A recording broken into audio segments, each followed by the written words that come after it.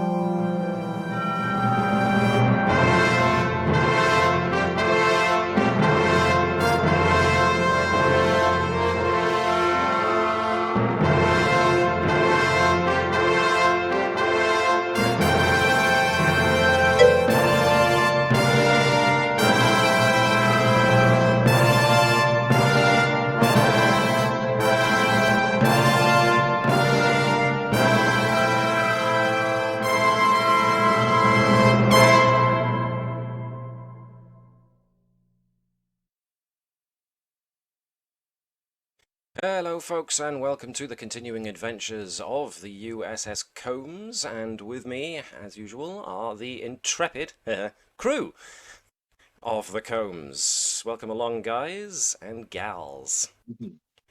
Let's pick the general room ambience up, and let's also put some theme music on as well, just to give us something to listen to. So yes, welcome back folks. This will be part 2 of our ninth episode, Return to Beta Niobe.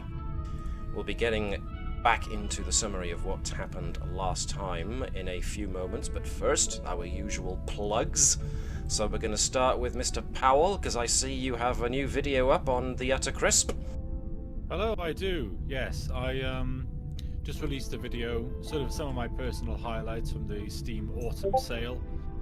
There's no overlap with my Steam Summer Sale video, these are all new games. And then so some sort of future plans as well. I'm going to be doing one for the Winter Sale in a couple of weeks. I'm going to try and make that a really sort of big video, sort of 50 games, but we'll see how that goes. And then I've also got a review on Jak and Daxter coming out at some indeterminate point in the near future. So that's me. Thank you. That's you. And Mr. Bell, new episodes of Solarity? I hope. Yes, was one earlier, last week.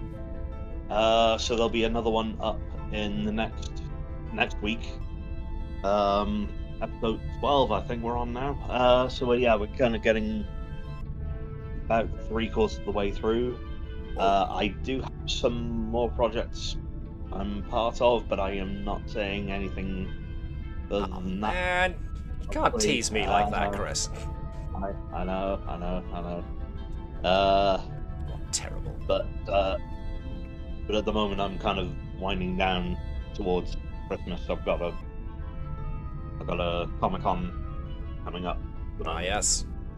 Going to got my 40th coming up. Yeah. So we expect him to be missing for a few weeks after that. Well, I think next week, next Sunday, I'll be away. I think the following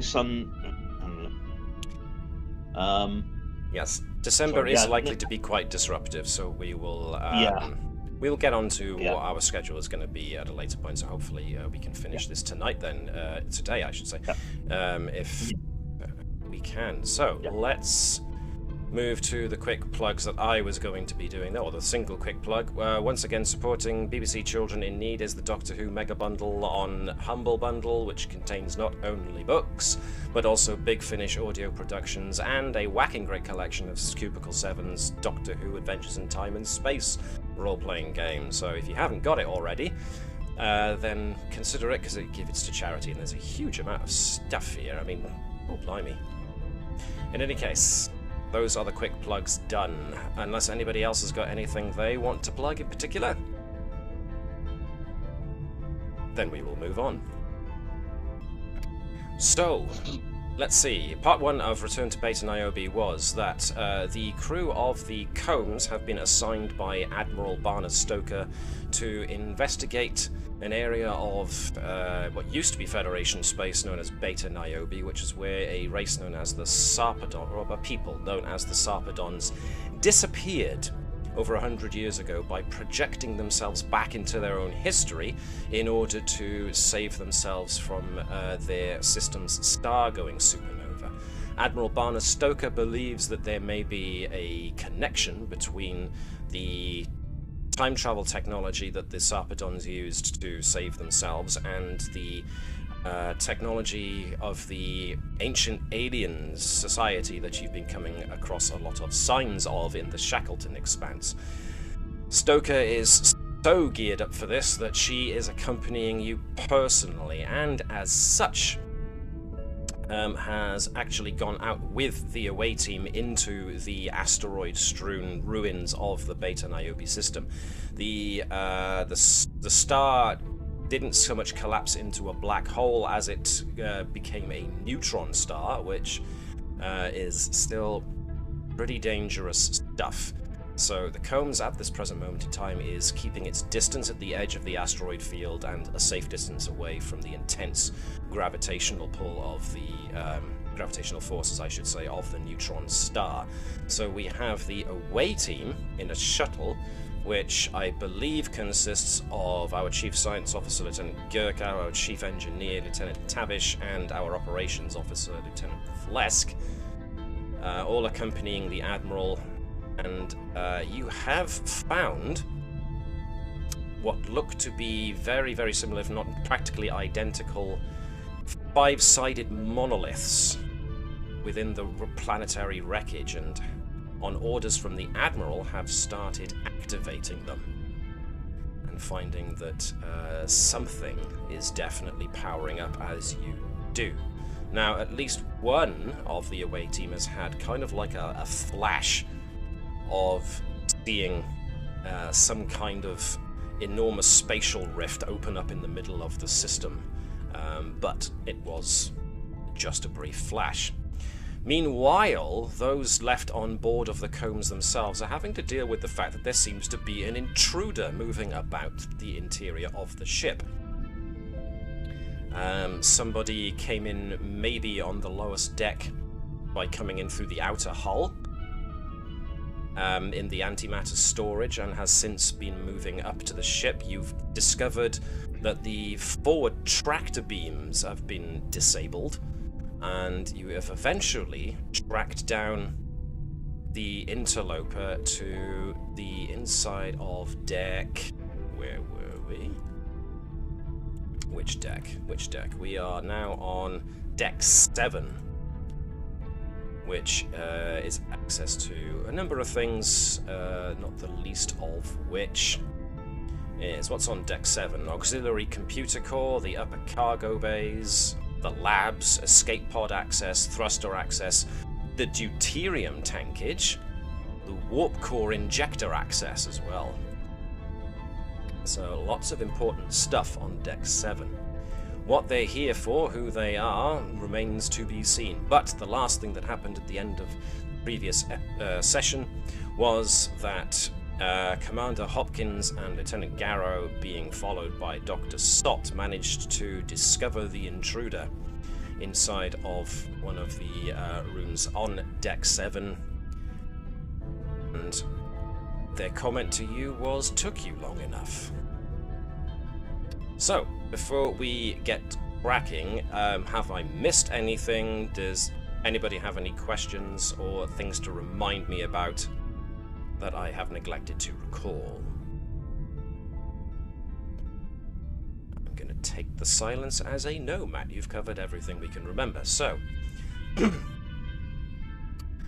let's turn off the funky-dunky ambience. Let's turn off the ship rumble. As rather than resolving what's going on inside the ship, I'm going to take us back to Beta Niobe space and the away team. Just to keep you crackling on for more.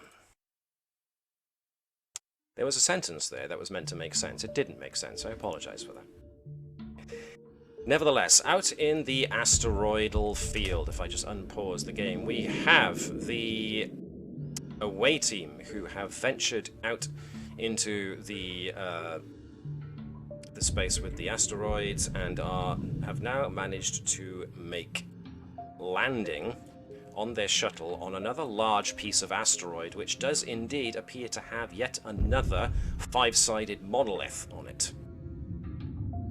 The Admiral is asking for those who need to, which is basically Gerkow, Phlesc and Tavish, to accompany her outside of the shuttle, whilst the shuttle's pilot, your Chief Helm Officer, Lieutenant Commander Lian Zhang, remains inside on the shuttle. Now, it bears mentioning that last time Tavish managed to sneakily create a computer program that allows for a remote shutdown of the power systems that are being used to reinvigorate these monoliths.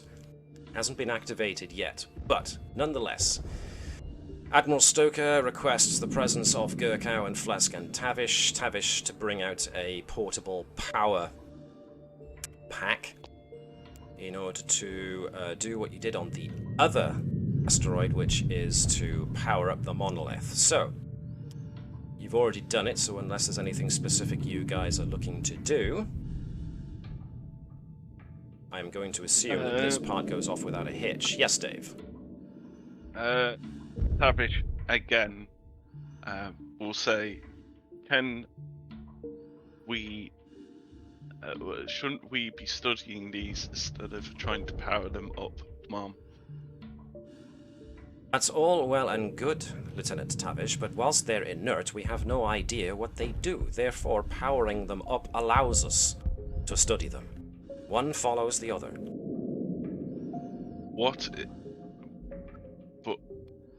What if something bad happens? Lieutenant, we're in space. Space actively tries to kill you on a regular basis if you don't take proper precautions.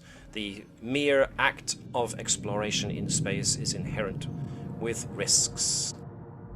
I would have thought you would acknowledge that since you joined Starfleet. So, Calculated risks, Mom. indeed. And I've calculated that if we don't power these things on, we may never get an inclination as to what their purpose actually appears to be. So, would you be so kind as to start powering up the monolith so that Lieutenants Phlesc and Gerkow can get a good look at what it's doing? Yes, Mom. Thank you. Gerkow, Phlesc, if you'd like to ready yourselves so that when power starts flowing through this monolith, we can get a good reading as to what's actually happening. Last time we powered up the other monolith, you claimed that there was some kind of power distribution going on, but not over any physical means that we could see, so we want to see if powering up a second monolith has a greater effect. So, assuming again that everything goes according to plan, you just power up the portable power node. As it does, the monolith's traceries, the circuit traces and pictographical representations start to illuminate, and sure enough, the monolith does erupt in light. there is indeed another spike of power, and so Phlesc and Gerkow get readings on their tricorders that suggest that not only has the monolith itself just been powered up, but there's evidence now from the other monolith that you powered up that they seem to be sharing power. It's evening out. So, can I get Phlesc and Gerkow to both give me reason and science task to see if you can figure out what's going on at this present moment in time? I'm not sure statistical probability is going to help much here, but it definitely can. Power systems or metallery? Ooh. Now, you've got electroplasma power systems, and this isn't exactly electroplasma power, but what you do have is warp field dynamics, which is what I will allow you Phlesc to use for his focus here. I'm going to use a focus, unless we have 6 momentum. Is the Yes. team alright with me stealing one? Let me Yeah, that's fine. quickly Cool. reload, because I've realized once again that momentum and threat are not in front of me. I was hoping the recent Oh, don't worry. updates could have changed that, but never mind. Oh, don't worry. We have 6 momentum. You have no threat. Like it. I like the bold-facedness of it. Alright, so steal a momentum if you need to. It sounds like this might be headed by Phlesc and supported by Gerkow. Yep, I'm happy with that. Cool. So there's 4 successes from Phlesc. Nice. 1 dice from Gerkow, please, unless you're buying more with momentum. Groovy. 5 successes overall, which means you definitely get that 1 momentum that you just spent straight back into the pool. Okay, with 2 monoliths active, you get a lot more data coming in to advise you as to what might be going on. Now, as I've noted, the power that these 2 current monoliths are sharing seems to also be branching out to other places in the asteroid belt, which we have already highlighted. The different monoliths and the C-shaped asteroid very close to the middle part of the debris field. Now, the power emanation coming from the monolith that you're currently standing next to seems to be distributing its power over subspace. So whoever built these monoliths have built them to share power by transmitting that power straight through different layers of basically reality. And such a method of power distribution, I don't believe anybody here present has actually come across before. How exactly this is transmitting power over subspace and what layer of subspace, you're not quite sure yet, but this is definitely some very highly advanced technology you're dealing with here. Tavish has a engineering tricorder. I mean, I have a mass spectrometer, I'm not sure how much that's going to do. Can we have a close look at what part of subspace that's doing? See if we can work out how this is working. Exactly. Okay. Or you could spend 1 momentum and use it to gather information. Is it gather information or request information? Either way, you can spend a point of momentum to ask me a question to do with the check that you just succeeded on. Shall we roll? Team? Roll or spend? Still use momentum. We've got a full pool. We can spend or roll. Connie? Yeah, I'm happy with that. Go for it. You want to roll? Huh? Okay. Gotta roll. Gotta roll. So once again, this is going to be reason and science, but I will allow Tavish to use reason and engineering because it's as much coming from that area as it is anything else. Tavish. What? What's the engineering tricorder do? Well, it's basically a tricorder that's mostly geared to being able to scan for engineering-related issues. So it's essentially a diagnostic tool rather than a miniature sensor suite in your hand. So Gerkow and Phlesc have basically got the bog standard tricorders, which are pretty much mainly used to try and scan for anything. Whereas Dr. Sott has a medical tricorder, so that thing is geared more towards scanning life forms and giving you medical diagnostics. Therefore, an engineering tricorder is geared more towards scanning technology in order to try and see if it can figure out A, how it works, and B, if it's broken. Okay. Can I use the engineering tricorder then as well? Absolutely you can. I don't know. There you go.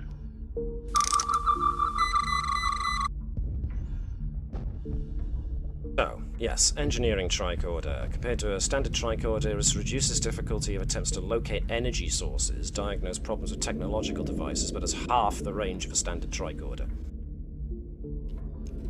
There you go. Cool. So whoever wants to take the lead on this can do. I mean, it's up for grabs for anybody now. Again, warp field dynamics is a good one because you are dealing with layers of subspace. Now that Gerkow has an idea as to what's being used, statistical probability can indeed help. Tavish, however... Ooh. Experimental technology is the closest Tavish can come to as far as a focus goes here. Yeah, I got rid of warp field dynamics. Yes, you did. Fields. Who wants to take the lead? Is it still reason and science? It's still reason and science for both Phlesc and Gerkow, but Tavish can replace it with reason and engineering. Because So that's I'm a 9 and a 4. Tavish is I'm a a 10 and a 10 5. Phlesc is a 10 and a 5. So it's... But I led the last one, so Tavish, to you. Okay. Okay. To you. And I'm using a focus.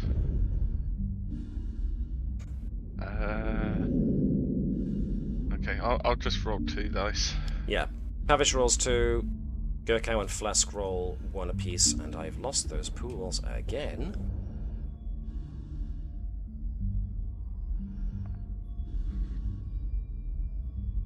Parent Oh, figure. it's Legion of Honor. No, parent figure. Oh, He just said okay. parent figure. He got there first. You're fine. Save that for when I'm not around. So we got a 3. So we got 2 successes. We got something. What was the result of Tavish's? Sorry, 3 successes, 4 and a 12. Nice. So 3, 5, 6. Did Gerkow roll? Yeah, the complication. There We're was a ignoring the complication. Okay. All right. Yeah, So but quite a yeah. lot. With You think quite a- you've got a fix on which layer of subspace it appears to be. It's pretty far down there. It's a layer of subspace that isn't widely catalogued. As such, it's inconclusive if that is the actual layer of subspace that this is transmitting information on, or if it's just the closest layer of subspace that current technology and warp field theory is currently aware of. So you've kind of rounded it out to the nearest possible block of subspace, but it's certainly a level lower down than you're overly familiar with. Nevertheless, whoever built these monoliths and use them as a power distribution network has managed to somehow create a transmission medium whereby physical distance is now no longer an issue, which is, pretty genius. Because even though the planet has come apart, the monoliths detached from the actual physical unity of the planet's crust, the monoliths can still operate. So as such, it stands to reason that whatever technology these monoliths were linked to will more than likely still operate once the monoliths are all feeding power into it.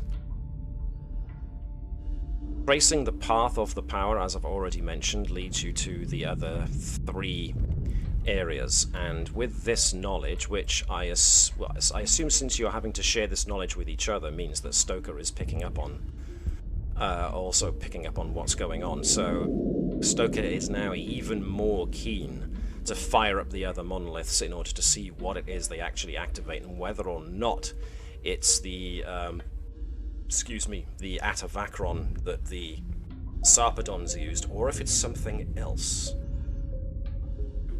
that the Sarpedons may have only borrowed knowledge of.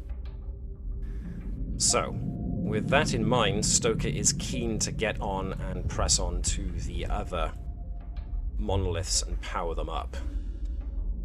So is anyone doing anything else before you proceed into the shuttle? No. Okay. No.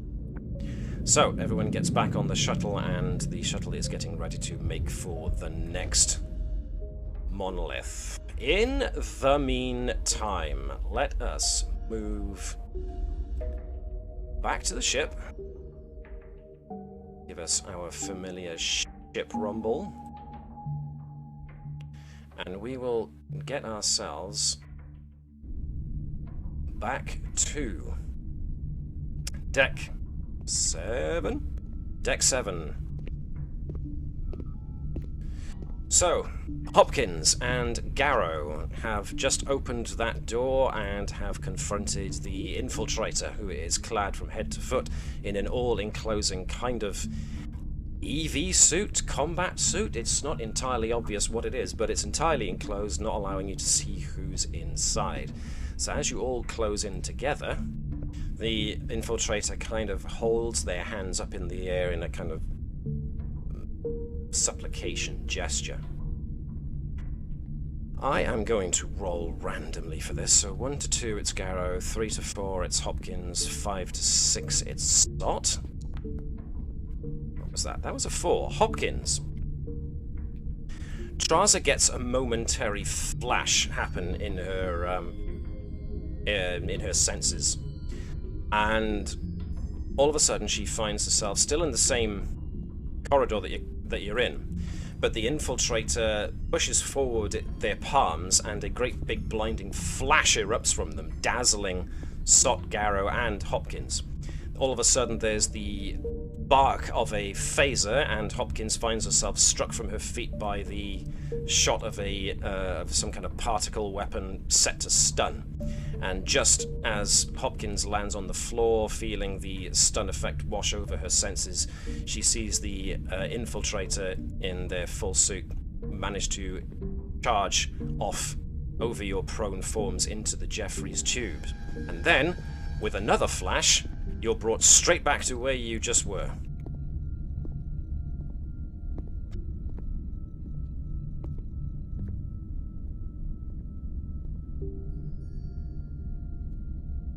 Okay, that's All right, so she's rolling it like her hands to us.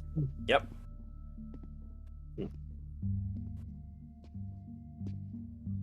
She's gonna sidestep to where the wall protects her. Okay. And it's at that point that I am going to spend True Threat in order to seize the initiative and ensure that the infiltrator goes first, which means she lets loose the equivalent of a pulse grenade.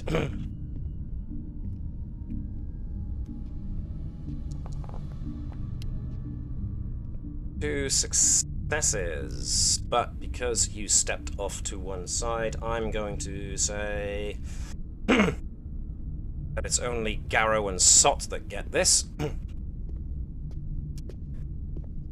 As such. Oh, hello. Look at all those effects. Oh, that's not good. Give me just a second. Hello. I'm alright, thank you. It is very big, yes. Oh, sorry. Thank you so much. No problem. Are you alright with that? Yeah, I can take it. Thank you. Thank you. Send my hi to I will. everything I know. Right. Huge delivery of a box from my next door neighbour. She's only just now realised that I got it. I've now handed it back to her. There we are. That's what that was. Cool. So, area sergeant grenade, pulse, 7 effects, therefore 7 successes rather, I should say. So, 1, 2, 3, 4, 5, 6, 7 stress gone from SOT. Ouch. 1, 2, 3, 4, 5, 6, 7 stress gone from Garrow. It was a stun effect, so you're both pretty much laid out flat on your butts from the concussion wave. That also makes you somewhat dazed, but thankfully Hopkins was out of the way, so that was the slow action. The infiltrator is now moving out of this room as a quick action, but that's all she can, well, it was a female voice, do. So I will go with she for now. But that means that now it is Hopkins' turn. Alright, she's just gonna run up and try to knock the infiltrator out. Yes, this is a daring and security attempt, but it's going to be a daring and security attempt by the infiltrator to defend against this. So let's see how you do. Focus. Focus plus determination of never back down. Okay, so can I use momentum? if everyone else is okay with you using momentum, Yep. Yeah. Go for it. Cool. so that's 5 successes over the 4 successes. So Hopkins manages to actually to make contact. And because Warrior Spirit, when a Klingon attempts to make a melee attack and purchase 1 or more additional dice with momentum, the Klingon may reroll any number of d20s. I'm gonna try to see if I can't reroll the 18. Okay, so use the yellow button that says reroll results, and when it asks you when it asks you for how many dice, just roll 1. Yep, so the 18 becomes an 8, which is an extra success, so that's 6 in total, 2 over what the infiltrator got, so you can use those 2 to deal extra. Ooh, and you got your determination back. So what you can do is, if you want to use unarmed strike for damage, you can then roll that and use the perform challenge button to roll 2 extra dice.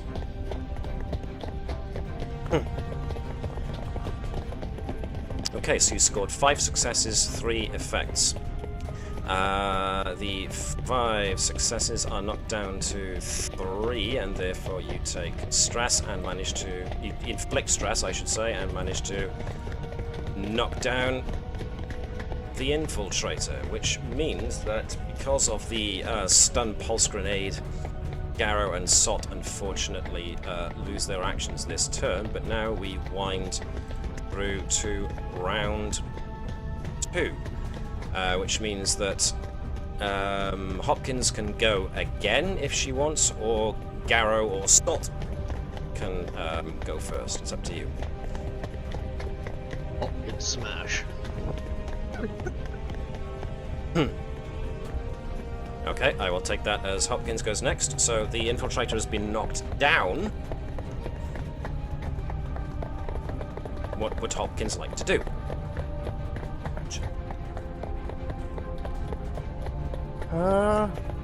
I'm going to try to remove the helmet. Okay, so this sounds like a grappling kind of attempt, which means it's going to be another daring and security check versus the infiltrator's daring and security, because it's basically a wrestle. And we're if it's a gonna wrestle, go- I can Go still on. use hand to hand. And I'm not backing down. Okie dokie. which case, daring, pardon me, and security.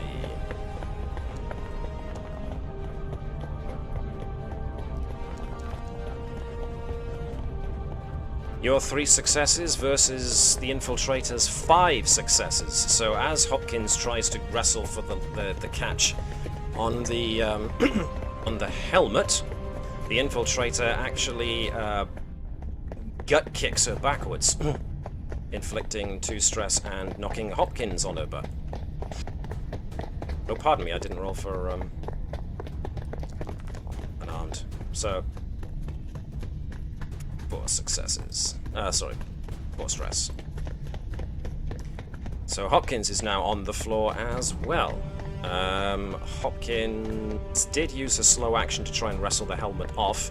She has a quick action remaining. She can use that to try and regain her feet. Yep, she's gonna basically stand up. Okay, and that's all you can do, I am afraid. Next up is going to be the infiltrator. The infiltrator is going to use a quick action to stand up, is going to purchase with threat another quick action to move, and is going to use, let's see.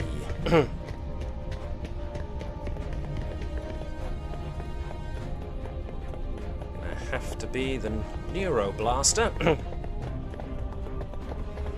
which is going to be... what's this? Cool.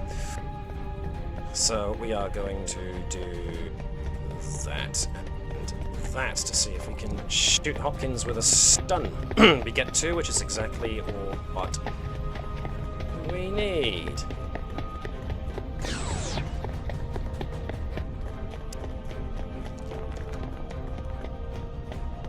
Didn't get that many. 3 successes, 1, 2, 3. Now, you don't have Bracklull or anything like that, so that doesn't reduce that by any amount. But 1 effect, debilitating or non-lethal. If we remind ourselves what debilitating does, I believe that's if you suffer injuries. Yeah, so... So a shot goes very, very close to striking Hopkins, but doesn't actually strike her, but is enough to make her feel the stress of doing it. So that's all the infiltrator does for now. Who wants to go next, Garrow or Sot? I kind of have something of an idea. I'm not sure. Okay. If I can pull it off, but Yep, basically, go for it. I was just wondering, basically, it hasn't even got to be me. It's just maybe the security is a better choice for this. But what if we tried to like set up like a localized force field around where That's- there is a trap there? That's pretty much exactly what I was thinking. Trying Okay. to clear this area off. You're the man for that. Chris is a bit quiet for other folks. Yeah, just a little bit. Me or the other? Yes. Guy? Me. Okay, very Mr. nice. Powell, he's slightly quiet for us, that's all.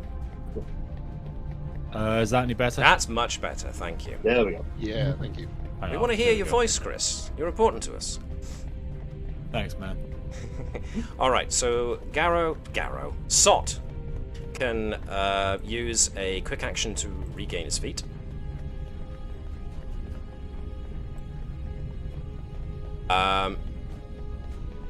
What were you intended to do? Activate, try and request a force field.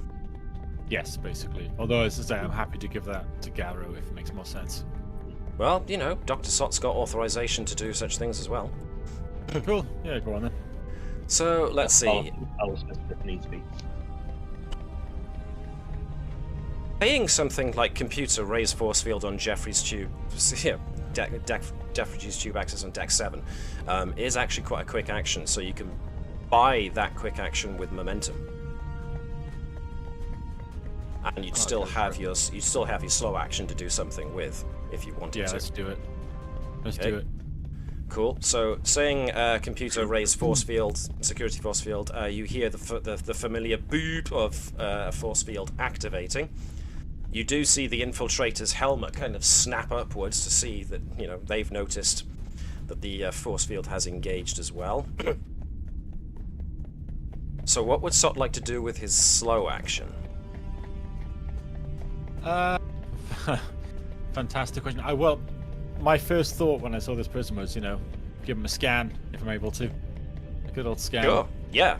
It's going to be, obviously, like we've noted with the engineering tricorder, a life scan, so it's going to be control and medicine. Cool. So this will be difficulty 3.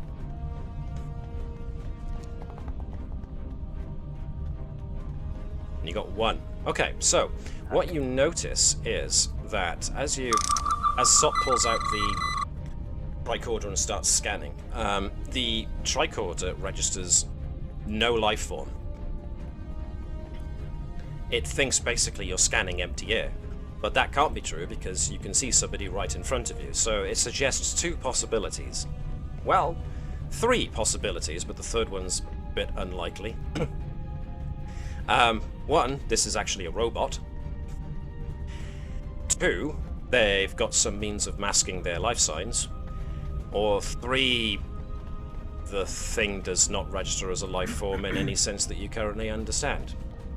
It's life, Jim, but not as we know it. Well, exactly. We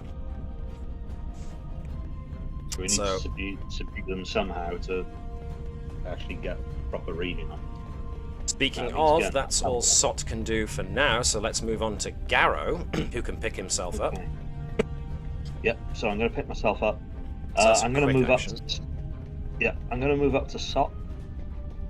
If you want to I'm gonna use move, my that's an extra... You're going to have to buy that extra action with a momentum. Oh, yeah. Okay, I'll put that. Yep, done that. Okay. Okay, sorry.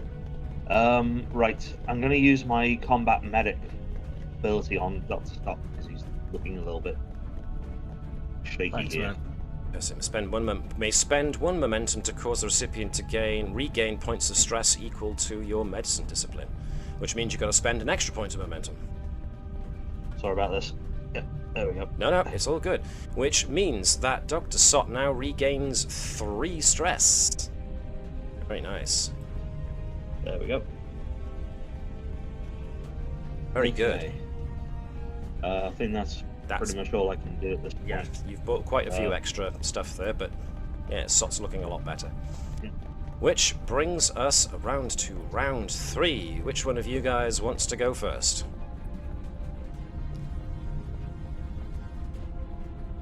All 3 of you are on your feet. The infiltrator is now apparently caught in the Jeffries tube, so who's going next? We need to figure out. We need to do something to figure out what we're actually dealing with here. Now, let's see what we've got. I will note that it's very striking to you that everything that has been employed thus far against you can be deemed as non-lethal. Yeah, if this thing wanted to kill us, it would have done so. Yeah, I mean, Garrow was found unconscious in a cupboard. Twice. I mean, this is the second time I've been knocked on my feet. Yeah. So, once again, who wants to go next? I'm gonna. Can we try? Oh, sorry. No. I was going to try asking a question. What is, you've had 2 opportunities to kill me, especially. All right, let's throw Garrow into the mix then. Why haven't? Okay, I'm gonna. Yeah, actually, I'm gonna do that. Actually, I'll do that from here. Yep, Right. you don't have to close in to say anything. Okay. All right, I'm Right. going to ask you to give me an insight and security check. You don't have any focuses that really apply here, so... Okay. What about your talents? Not really. Strong par? Coerced or threatened? Okay. Yeah, because I'm pretty much the one threatening him. I'll, yeah. So, Garrow, ask his yeah, question. Right. Oh, hello. Okay. Oh, yeah. Okay, All right. I came off a little. So, yeah. You've had your chances to take us down, why haven't you? Yeah. You knocked me out twice. Could have easily killed me. Why haven't you? Oh, sweetheart. You don't have the clearance for that.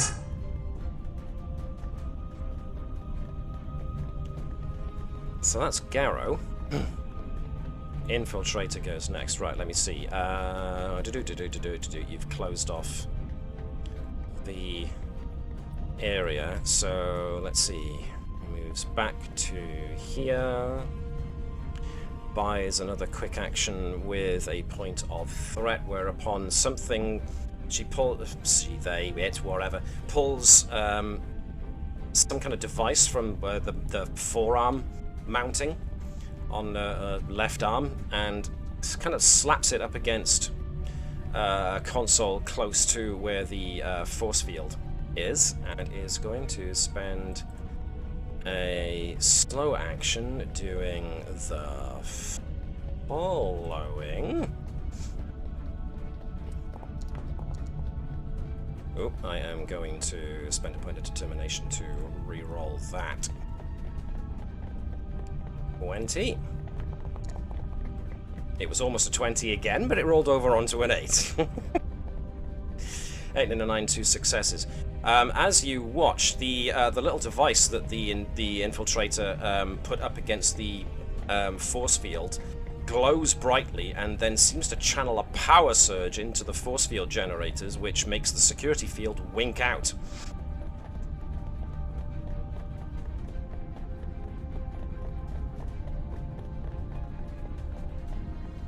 At which point, Catch me later. spends another quick action to start moving down the Jeffries tube ladder. Okay, who's next, Hopkins or Sod?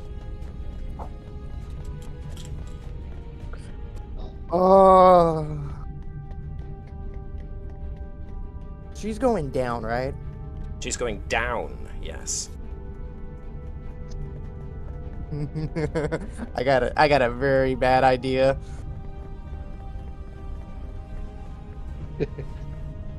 Hopkins is going to jump, literally run and jump on top of her, like adding her weight and hopefully knock them all the way down to deck 9. They're just gonna crash. All right, I very much want a daring and security for that. Because you're just jumping, this is not going to be an opposed thing. This is going to be a... Oh, hang on, I do need to see if I get my difficulty. Okay, I got my determination back. I forgot to roll that time. You're being very lucky with these determinations. Let's see. Would that count as head-to-head? You're jumping on top of somebody. I don't think it's that advanced a maneuver. So I'm going to go with not exactly hand-to-hand, no. Yeah, I'm still not backing down, though. Daring and security. Whoa! 4 successes, which means I said 2. You get 2 momentum back. Yes, so both the infiltrator... Hopkins lands on top of the infiltrator. Oh, I don't get that determination back. Okay. No, you don't. Both of which go tumbling down, down, down, down, down. Now then, let's see. You had previously sealed access to everything up to deck 8, I think it was. So, Hopkins and the infiltrator land somewhat heavily on the decking, down all the way down on deck 8. So, you've only fallen 1 deck, so as such, I am going to roll 2d6. And I only got 1, so you're actually very lucky. But what you also got was prone, so both the infiltrator and Hopkins suffer a stress, and both are now prone on the floor at the junction. Does the infiltrator take another hit because Hopkins landed on top of them? Well, they started going down together, but they would have tumbled apart, tumbled back together, clanging off the various bits of bulkhead before they eventually reached the bottom, so I'm going to say they both suffer equal damage. That, and let's not forget, the infiltrator appears to be wearing an armoured suit. Yeah, I was gonna try to have it to where she ended up on top of the infiltrator, be like, "Well, I caught you." Yeah, but you're both in a heap now at the bottom of the next deck down, basically. So that was Hopkins's jump. So all that's left is Dr. Sott. What's Dr. Sott gonna do? Could I get, if Hopkins hasn't really been injured per se, Yeah, could I sort of go down there and try and administer a sedative to the intruder? Or the infiltrator? 1, 2. It's going to cost you a momentum to do because it's going to be a quick action to move into this zone and then another quick action to move down another zone. What do you guys think? Go for it. Yeah, I mean, I got us back to momentum, so. Yep. Cool. So, Yeah, let's do it. Yep. Anything to subdue this thing. all right. I made it prone, so it should be easier. So how is Sott going to try and attempt to I'm sorry, I didn't. keep the infiltrator? I want to try and administer, like, a hypo spray laced with... I would hope I carry some kind of sedative Yeah. on me. Let's go with control and medicine. Difficulty 4.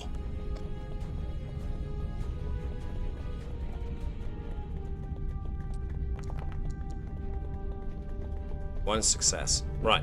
So Sott is there and is pawing around trying to find a place, any place to stick this hypo spray in. But no matter where Stott looks, it's all covered in armored suit. So in order to get at anything fleshy, in order to inject it with a sedative, you're going to need to somehow prise an armored plate or two off of the infiltrator in order to get any kind of chemical solution into their system. This means, though, that you have now gained a pretty thorough examination of at least the exterior of the infiltrator's suit, and it's pretty heavily enclosed. It's a pretty advanced suit as well. You haven't seen its like before. Alright. Seconds away. Round 4. Who's starting? Is Garrow gonna try and come down and save the day? Is Hopkins gonna fight from the floor? What's going on? I'm gonna move up. I'm probably gonna have to buy a momentum, aren't I? Moving to this zone is free, but then moving down to the next deck down where these guys are is going to be another momentum spend to get another quick action. Yes. Yep. Go for it. I'll take off the momentum then. Oh, I've done it. Yep. Sorry, I'm rather quick off the draw on that. No, But that okay. does leave Garrow a slow action to do something with. Right. So I'm gonna try and find a way into the suit. Okay, let me see.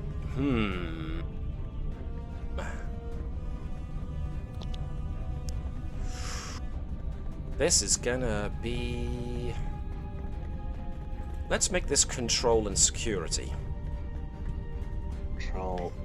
Garrow doesn't really have any focuses to do with this specific thing, so it's just gonna be out of basic knowledge of how things like this might work. Okay, so yeah. Righty-ho. At which point... Yes? I guess I can't. I can't really spend a determination to re-roll that. If you really want to, yes, you can. Okay.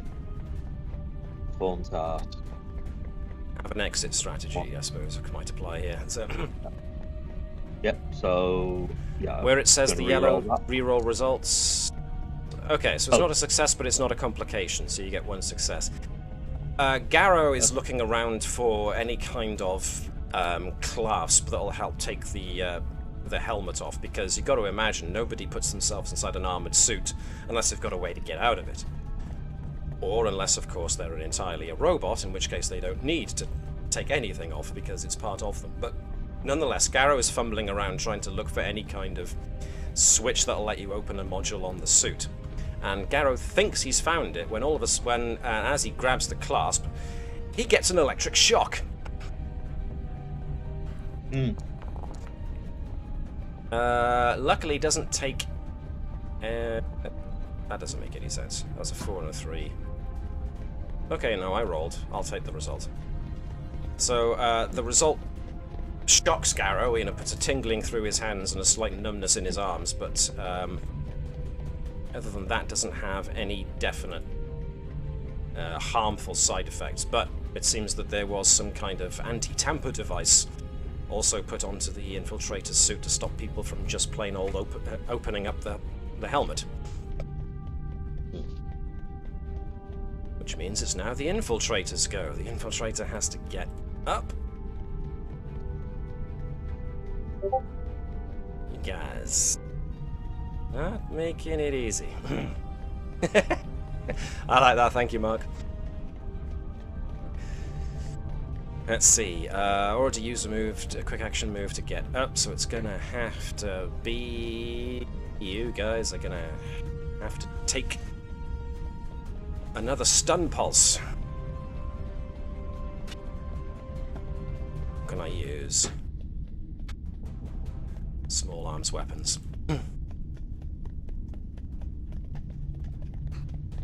don't have that much I can use, and I've only got 1 determination left, so let's save some of those. Roll dice. 2 results, which means I got what I needed, which means pulse grenade goes off. I have 4 successes, but 4 effects, which means that Stott, Hopkins, and Garrow all suffer 4 points of stress, and all get knocked down, except for Hopkins, who's already down.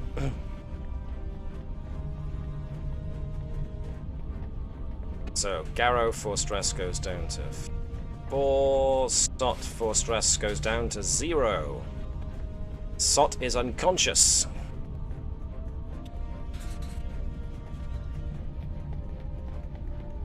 This hurts my feelings. This is going to test my. I've already got anger management classes taken on. So. I know, right? I thought it looked like unconscious simple. It sort of looks like me anyway. There you are. So everybody's been. Oh well, Sott has been knocked unconscious. Everybody else has been knocked. Knocked silly, I suppose, is the best one. Garrow and Hopkins are still conscious, but they're basically stunned for the moment.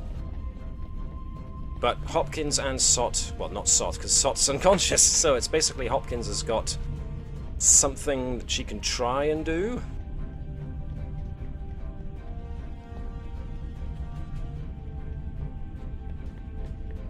3 momentum left in the pool. You've got 2 determination left. And only 3 stress.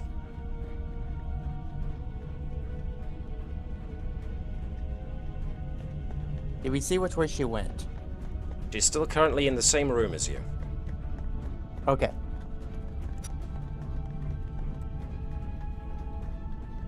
So you're all still in this intersection at of Jeffrey Stewart Decade. Am I able to speak? Yes. Who are you and what are you doing on the ship? Like I said, sweetheart, you don't have the clearance for that. But if it's any consolation, just lie back and let me go, and this will all be over with.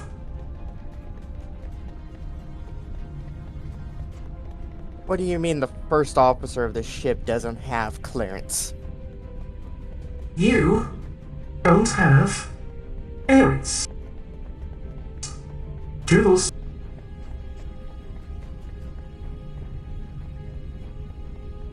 Now, Hopkins still has actions she can take. What would you like to do?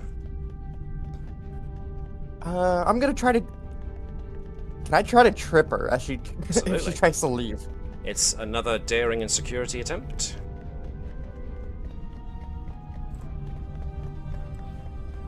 Okay, would this count as hand-to-hand if I'm trying to trip her? Well, I only got 2 successes, so the infiltrator got 2 successes, I should say.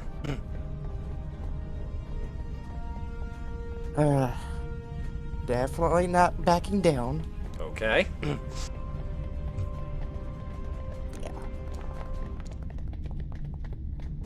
3 successes, 1 over and above what was needed. Nice. So, Hopkins has got 1 over what was necessary. You can either bank that extra momentum to put back in the momentum pool, or you can spend, you can use it as an extra point of stress to the unarmed strike. What would you like to do? Now we're gonna bank that, and then I'm Bank gonna see that? if I get my Okay. determination back. Okay, you do I don't. not, but you do score 2 successes, 1 of which was an effect, which means even though you inflict no stress, you do inflict the effect, which means that the infiltrator has their legs swept out from under them and lands on their butt on the floor again. Girl, when you get a chance, can you stun her? Dot, I'm afraid, is out of the runnings, but Garrow, do you want to go next? Yep. Okay. On the floor. Okay. Time to test how good that armor is. Taking out the phaser. Taking out the phaser. Okay. I'm just trying to figure out who the heck this person is. Okay, so drawing the weapon is a fast action, which you've got. You can use a slow action to actually shoot. Okay. Yeah, I'm It is gonna gonna be- put it on. Go on. Done vicious. Usually. Oh right, you get it if you wanna. Just right now, just like the how the left is on. Okay, cool. So once again, if you want to change the setting of the phaser, that's going to be another quick action, which means you're going to need spend a point of momentum to tune your phaser. I think so. I think it's been on that for quite some time. But... So was that a yes, you're using momentum, or no, you're not? Actually, I'm gonna actually with the phasers. There's an armor piercing thing, isn't Yes, there? there is. I'm gonna tune it to that. So Okay. I'm gonna. Nope. Sorry, that was me. Yeah, that was me as well. Okay, so I'm gonna. Cool. have So you done now have what given it the piercing 2 quality, which means if the armor was stopping anything before, it is less able to do so by 2 now. So what you now need is to give me a control and security task to try and shoot. This difficulty is going to be 3. Complication range 3. Complication range is not. Don't change the complication range. The complication range remains the same. The difficulty is 3. So that's how many successes you're going to need to actually do something. So And I can use focus to. you can use focus because you do have hand phasers, or phasers in general rather, as a focus. Okay. Right. That's bad enough. 3 successes, which means you got exactly what was necessary to hit. Roll your phaser damage. Okay, and that will be. Your Type 2 phaser. Type 2 phaser. Not bad. 6 successes, 2 effects, which means definitely its piercing quality goes off, which means 1, 2, 3, 4, 5, 6. There's a definite grunt of pain from the infiltrator, which means that piercing shot did go through, but they're still conscious. So that was a hit. A very palatable hit, which means it's now the infiltrators go.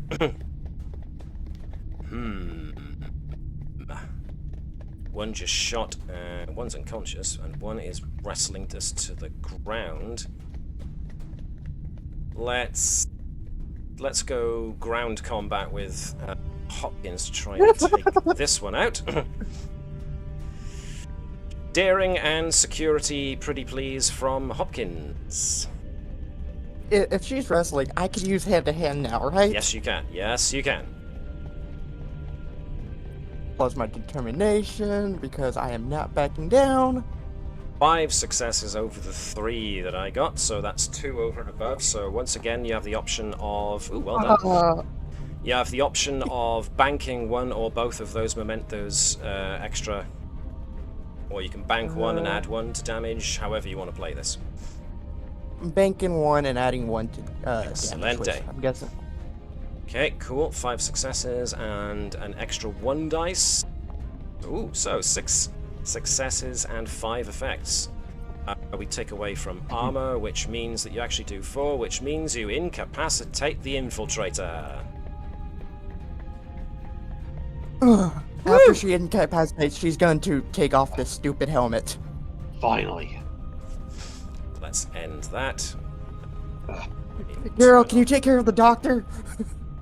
Yes. Go on, Doc. Now we can focus on the doctor.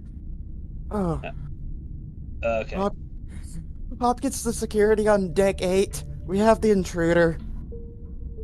Did we win?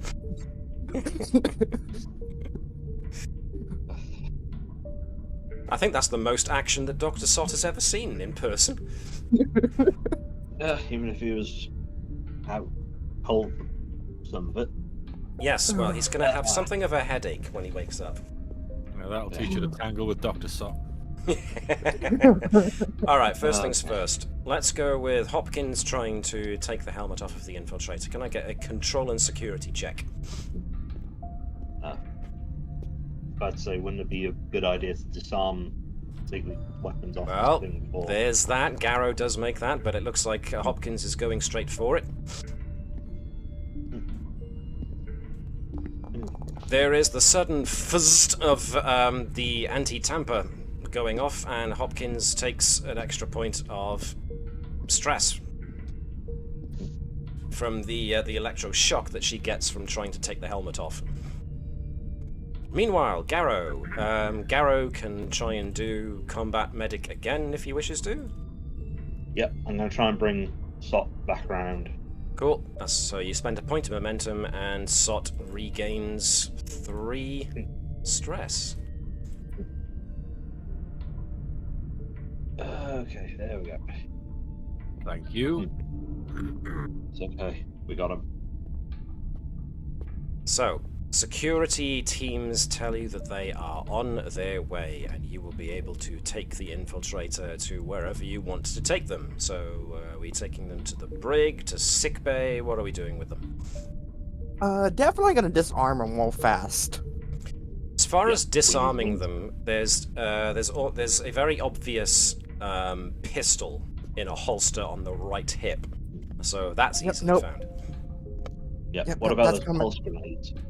The pulse grenades seem to be that kind of flashbang effect that was coming out of the emitters on the infiltrator's palms. So they seem built into the suit. Great. To disarm them all the way, we need to get them out of the suit somehow. Yes. Yeah, this feels like a job for an engineer over a doctor at the moment. Indeed. Do we have anything to prevent us from getting shocked? Well, again, it seems to be an anti-tamper system built into the suit, so what Sott said, pardon me, it seems to ring true. To get anything done with this infiltrator, you're probably going to need an engineer's help. Do we have any spare engineers knocking around? You do have Ensign Kenson. Pardon me. Ensign Kenson. Oh, there we are.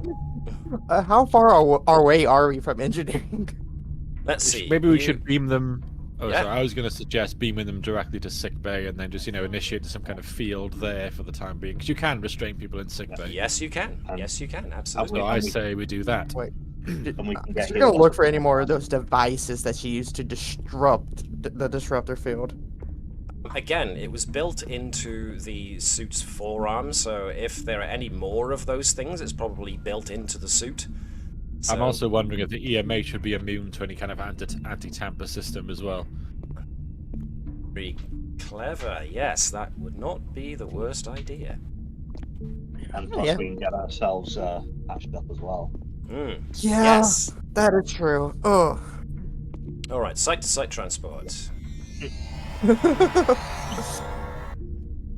move you all to sick bay. So Hopkins, EMH, nurse. Let's move Sot out of there because he's coming in via transport. All right. So let's stick the infiltrator there on a biobed. Let's stick Gerkow on a biobed. Let's get the dock by there, and we'll have you guys seen to as soon as we come back from this little aside. We're keeping our phasers well trained on that. Yes, yes, yes. So, let's move back out into space. The away team. Completely oblivious to all of the excitement that's going on the combs at this present moment in time. You guys, unless there was anything specific objection-wise that you were going to do, I am going to rule that you have now just finished activating the final monolith. So, 1 and 2. So this one has just been turned on.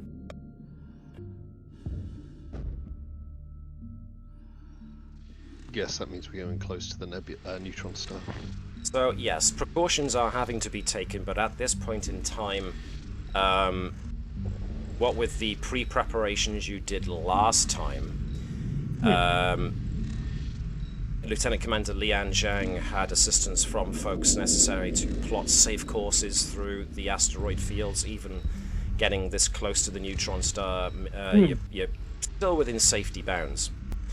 But as soon as the fourth monolith is activated, you see, even from your point of view, all the way back in this relatively large distance, the horseshoe-shaped asteroid is now starting to glow with a very fierce amount of output of power. So you can definitely make out that horseshoe asteroid even all the way from back here. Can we use the probe we sent in to help guide us? Yep, that was pretty much what it was doing. If you want to scan it, then let's have somebody or some bodies give us a control and science check with anybody who's got focuses on, again, warp field dynamics helps, anything to do with power systems or sensors or anything like that. I will make it slightly easier because you're using the probe, therefore the difficulty for this will be 1. As long as someone gives me a hand, I don't mind leading, because then I've got the parent figure ready to go. Yeah, Gerkow or Tavish, or both, can assist with this if they wish. Would be nice to get some momentum back, right? Yep. Yeah, go for it. Yeah, sorry about using like most of it. We always get it back. Yeah, that's what it's there for. I've got control 12 and science 4, so I'm happy to help. Okay. And I've got Sure. power systems. Do you want to lead then? Because you've got higher stats, because I'm a 9-5. Right then. It depends. What's Connie's? 8-4. Okay, I'll lead. Don't worry, guys, I take this. I'll use my focus in power systems. Okay. 1 success from Phlesc, no successes from Gerkow, but 2 from... Okay, so that's 2 momentum back. Using the probe as a relay for sensors, you do determine that the power network that was using subspace as a connection medium seems to have been completed, almost like a circuit. And as such, whatever device that this circuit was set up to power has well, as at least powered up. So whatever this was meant to power seems to be on the larger horseshoe-shaped asteroid.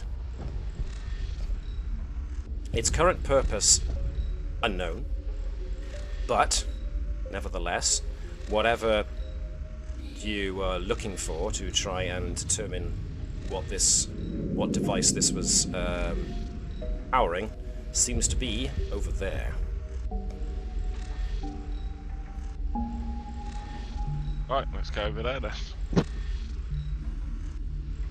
So, like I said, I was down to the Admiral, to be honest. well, the Admiral definitely is up to going straight there.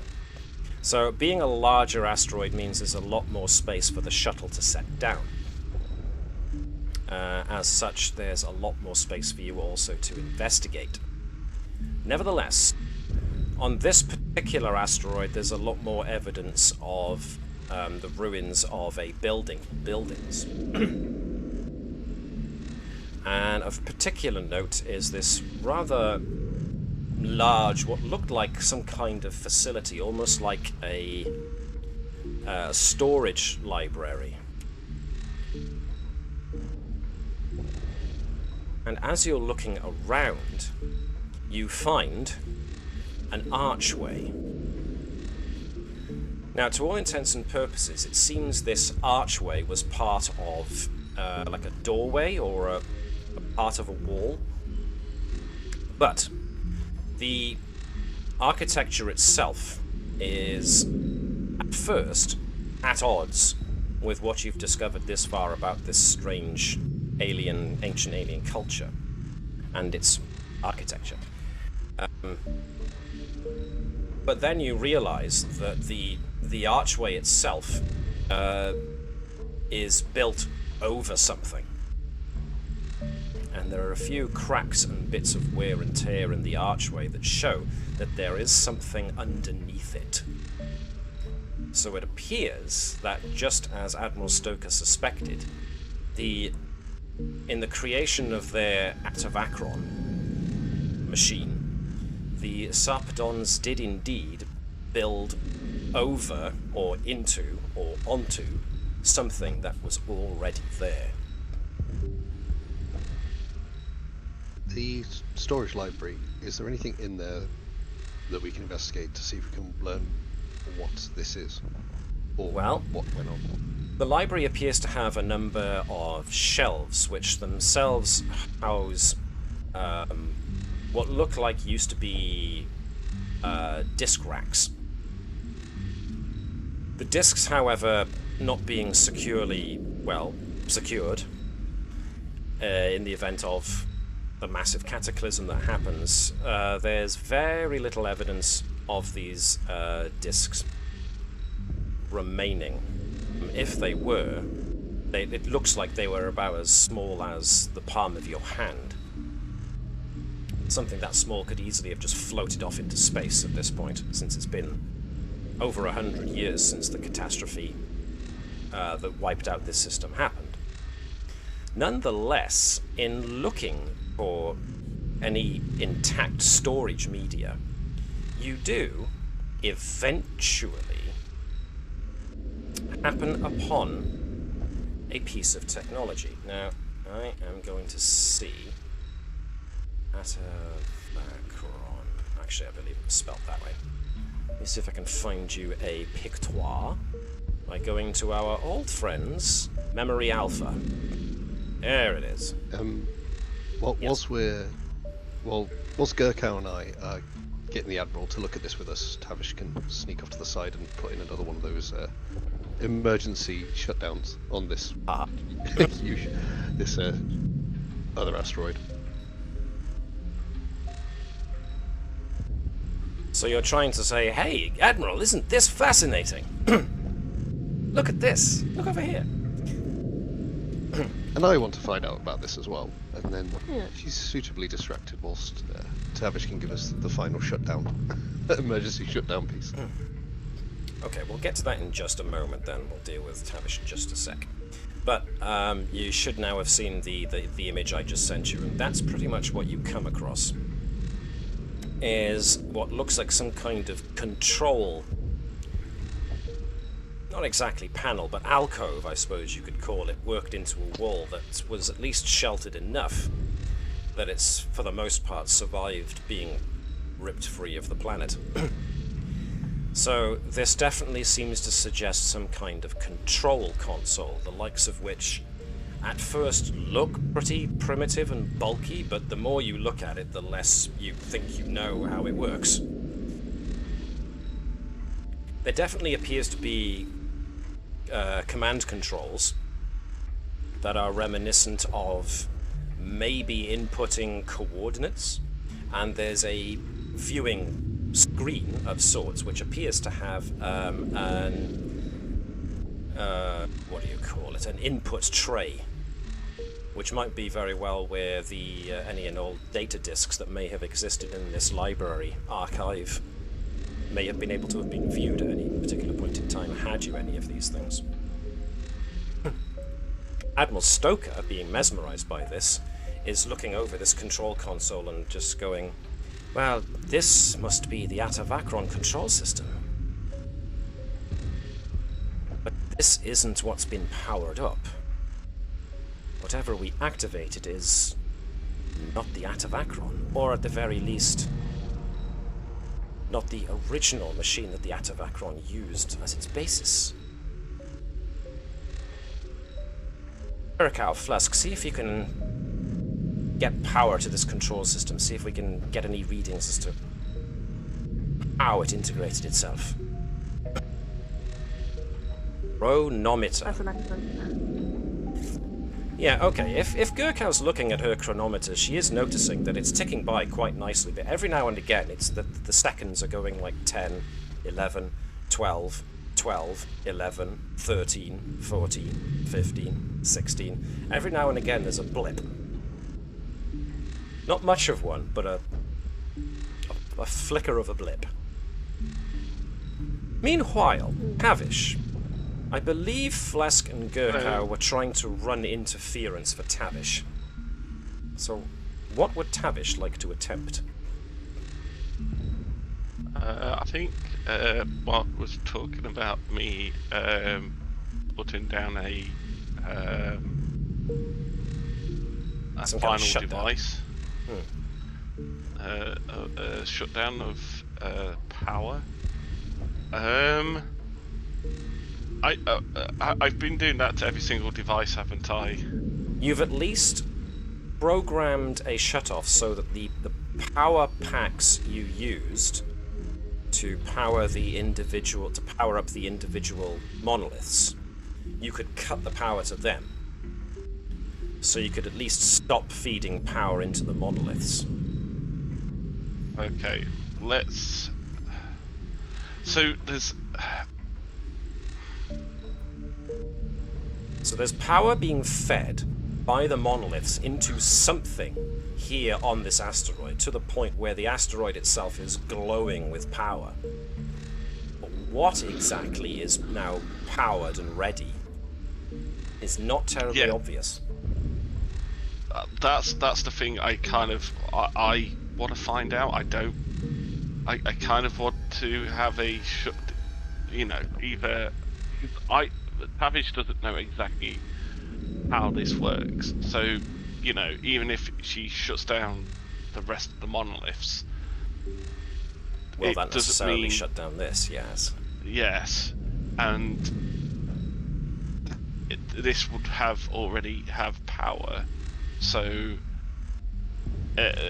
there's not like a thing for her to shut.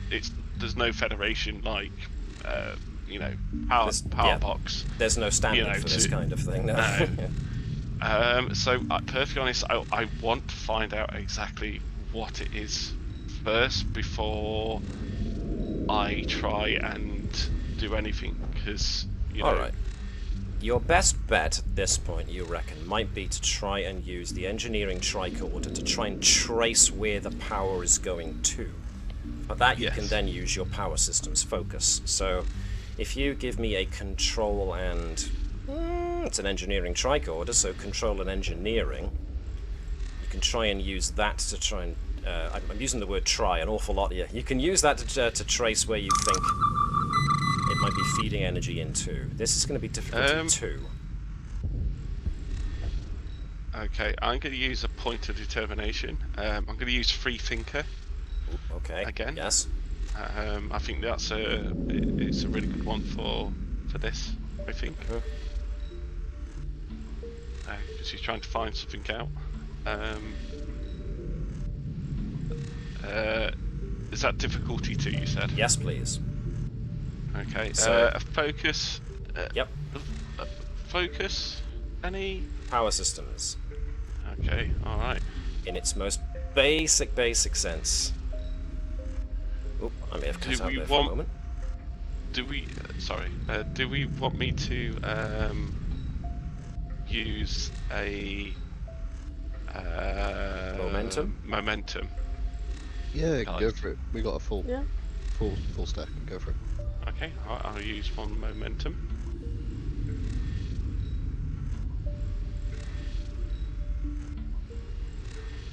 Here we go.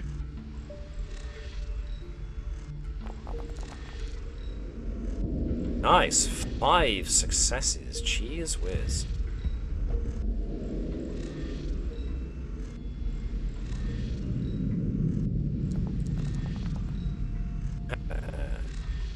Okay. Alright, so yes, as I noted, your best, Tavish's best guess is to just try and trace where the power is going to. So at first it's a case of, well, there's just so much power, and the levels are phenomenal, considering that the amount of, like, whatever the equivalent of it is wattage that is being fed into the monoliths seems to have just the mere act of feeding the monolith's power seems to have created some kind of exponential output. So it's like the monoliths combined seem to have created some fashion of increasing the amount of power output so that it's even greater than the amount of power being input.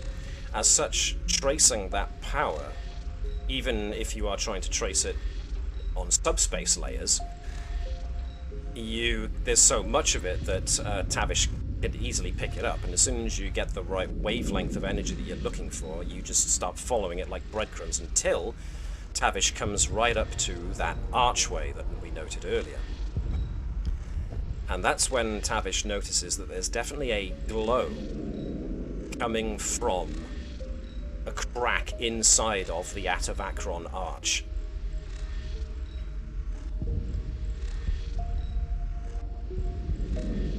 Is this? This is the device. The arch is the device. Stoker hears that. Stoker's attention is immediately brought straight to the arch. She looks from the arch to the Atavacron control panel at her hands,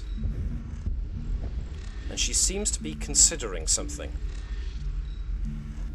The three of you looking at her, you see that she's kind of staring off into space, and she tilts her head slightly, almost as if she's trying to hear something, and her hand is just hovering there until it falls and hits a button on the control panel. Meanwhile... What? I don't like this one Gotcha. bit. Meanwhile, back in sickbay... So, something strange going on the ship. Let's bring in an engineer, and it has to be the one, the only, Ensign Kenson. You guys can't see it, but I at least grinned. So, a protective force field has been set up around the biobed so that the EMH can pass through it without any problems. You guys are currently being seen to. So Sot and Garrow and Hopkins have all got their stress back, since you're now out of that stressful situation. And you didn't sustain any injuries, which is nice, although a couple of you have got, according to Nurse Uro, you've all got kind of like mild retina damage from the flash that was used to stun you all. The flash grenades, as they were. And some minor residual energy in your nervous systems from whatever weapon, pistol, the infiltrator was using to try and stun you. In that regard, Ensign... Actually, let's put Ensign Kenson over here. She's kind of turning over the pistol in her hands and says, basically, to both the security chief and their first officer, and to anyone who listens, really. This thing is so damn cool, I cannot tell you. I have not seen anything like this before. I mean, this thing is kind of frightening, but also very, very cool. It's, I'd have to say, it's like some kind of neurosynaptic disruptor of some kind. It seems to be configured to disrupt the brains of humanoids, by the looks of it. Never seen anything like it. But totally non-lethal. So, you know, that's good. As for the infiltrator's suit, I'm afraid that's a bit more of an issue. I've done tricorder scans of the thing, and as far as my tricorder's concerned, she's not actually there, if it is a she. The EMH kind of walks out from the force field as well. I would have to concur with Ensign Kenson's analysis. Unfortunately, my medical tricorder has been unable to confirm that there is a living presence within that suit. I am, however, managing to record unusually high levels of electromagnetic radiation coming from the suit. It doesn't appear to be high enough to cause anybody outside of the suit any harm, but I can't imagine it's very comfortable for whoever's wearing the actual suit. I have to assume also that there is a living life form inside of that suit, because the amount of electromagnetic radiation going on would certainly give any artificial life form a rather difficult time. Ensign Kenson brings back up. Go on, sorry. Garrow first. That amount of radiation must... Sorry, that amount of radiation must be purely there to throw off our sensors. The only way we can be absolutely sure is to get that helmet off. That's a good point, actually. I will bring somebody else in to sickbay to help here, because into sickbay comes Councillor Sachs. Commander, I can confirm for you that the void I've been sensing is right there on that biobed. I don't know how they've done it, but I cannot sense anything from whoever or whatever is inside of that suit. Oh, great. At least we figured out what the void was for you. But where are we at with taking the helmet off? Well, says Ensign Kenson, I could give it a go. I mean, if it's generating electromagnetics and it's got inbuilt devices, that means there's got to be a power system on there somehow. If I can find the power system, I can disable it. Just be very, very wary of trying to get that helmet off. Two of us have already been shot by that thing. Okay, right you are. So, Yeah. with anybody who wants to assist her, the force field around the biobed is going to be disabled, but the EMH can activate the restraint field over the biobed so that the patient cannot actually get up. Ensign Kenson is going to do, I suppose, control and engineering to try and find the power source and disable it, but she is just an ensign, so could do with a little bit of help. Can I use insight and command to use inspiration? Yep, sure, that would do. Focus. Be a good one. And Garrow, was there anything you wanted to try and contribute? Yep. I'm gonna keep my phaser ready just in case this does go awry and that thing actually does get up. Okay. So put if it I down once. So Garrow is all set and ready. Commander Hopkins, can I then therefore get a presence and command check?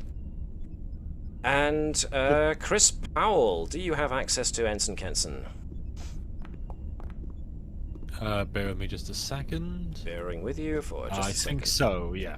Okay, can you therefore roll as Ensign Kenson and give me control and engineering? She has no focuses whatsoever, but after today, she might well do. 1 dice, yeah? 2 dice, because Ooh. Hopkins is given her overall. Control and engineering. It's not bad. 1 success, 2 successes overall. Okay.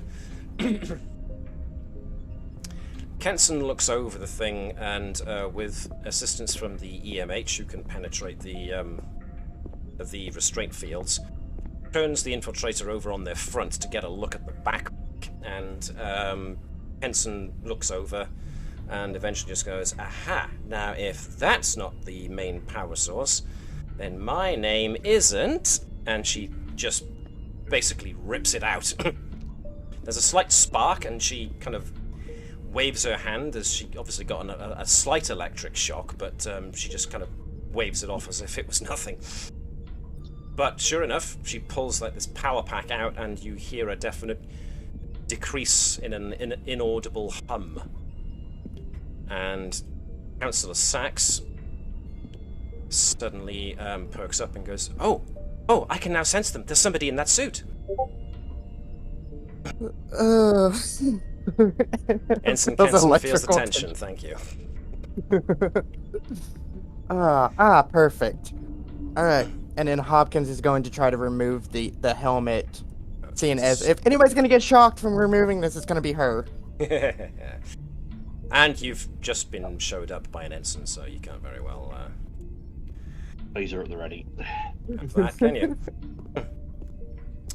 Let me just adjust a few things. Okay, so let me replace that character with this one. And she is prone on the bed, but is otherwise not unconscious. Or she is unconscious, because you haven't brought her around yet.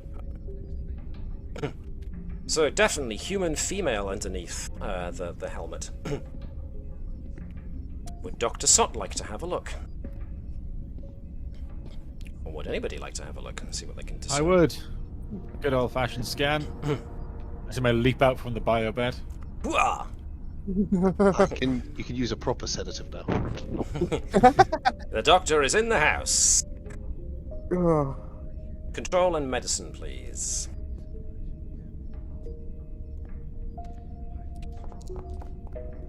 Ooh, it was almost a 20, but it rolled onto a 2. Whip out the Legion of Honor.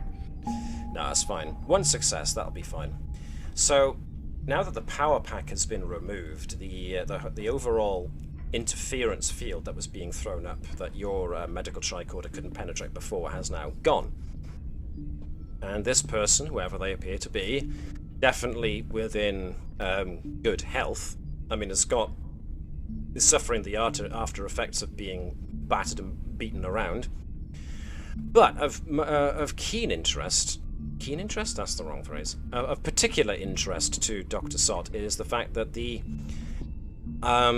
electromagnetic radiation that was being emitted by the suit has ceased now, but there are still residual bits of it in the infiltrator's nervous system. You reckon, considering what you have just heard Councillor Sachs say, that the electromagnetic field that was being generated by the suit was somehow being used to block the neural signals of this individual from being sensed by a telepath like a betazoid. But having an electromagnetic field, even a relatively weak-ish one, like the one this suit was utilizing as a telepathic cloak, would be really uncomfortable. The side effects would be quite bad. We're talking headaches, if not migraines.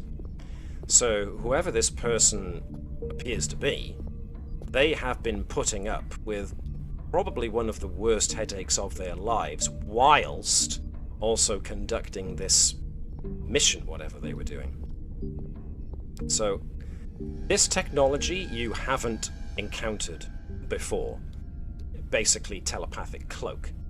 It makes a certain amount of sense from a medicinal point of view, because essentially all humanoid or all biological creatures have an electronic field of a sorts as their nervous system is passing signals to and from. And, you know, what are thoughts and emotions if just specific parts of the brain triggering different parts of the brain to accomplish different actions?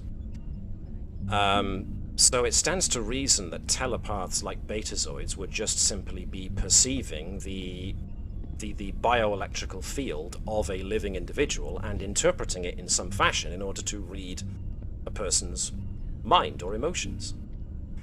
So this is actually quite cutting-edge technology to have come across this solution, as it were, to the betazoid mind-reading problem. Now, obviously, not all humanoid life forms can be read by betazoids. There are some species that are naturally impenetrable to betazoid telepathy, but this is certainly an interesting workaround technologically. But it, like I said, the side effects are pretty bad. You wouldn't want to have anyone remain within a suit like this for any extended period of time, because we're talking serious neurological damage could result from this kind of thing. So there we are. How is she looking at the moment? Does she need any treatment? Well, at the moment she's unconscious from a mild concussion. And I meant like sort of lasting. Has she had any sort of like lasting damage from this suit? Like, can we extrapolate like how long she's been? Okay, right. How long she's been in it? At most a couple of hours. It's difficult to give more of a thing, but the last couple of hours at most. So activation of this suit and/or its systems has been reasonably recent. Like just before she knocked me out and that. More than likely, that would make us a good amount of sense, yes. That would be a reasonable assumption. So, she's currently unconscious. What would you like to do with her now? I guess the safe bet would be to bring her around gently and then see if we can get a few answers out of her. Okay, well that's certainly within the doctor's wheelhouse. But possibly as a way of relieving any of those migraines or headaches, at least give her some sort of medication to give her a hyperspray for that. Everybody on board with that? Sounds good. Doctor's orders. Alrighty. So after a quick jolt to numb the pain of the side effects of the suit, she is given a hyperspray injection to bring her round, and her eyes flicker open, and she just, without moving her head much, she just looks up at Dr. Sott, looks around her to notice the ceiling, and then half moves her head to take in everybody who's currently standing around her. Well, okay.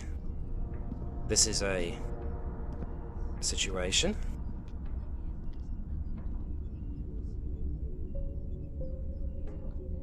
So, Commander Hopkins, Lieutenant Gerkow, I take it this is where you try and get information out of me? Oh, thanks for the headache pills, by the way, Doc. Feeling much better. Yes.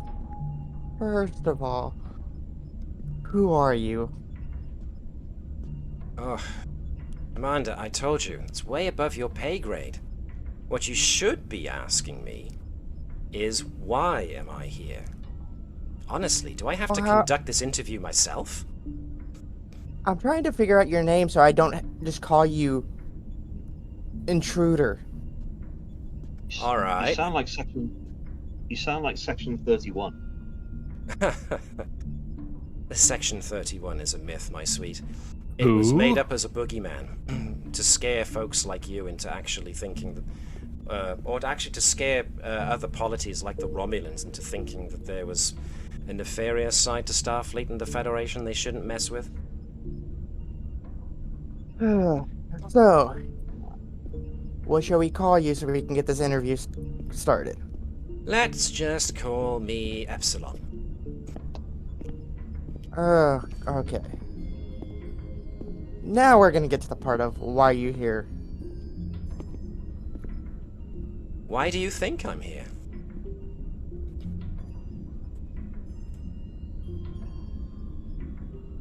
Councillor Sachs kind of sidles up to Commander Hopkins, but Gerkow can just about hear this as well, as Councillor Sachs just kind of whispers softly to Hopkins. She is trying to throw off my telepathy by thinking of random thoughts. Currently, she's going through mathematical equations. Before, she was replaying gravity ball matches in her head.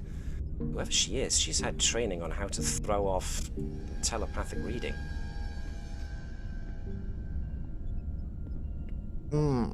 Interesting.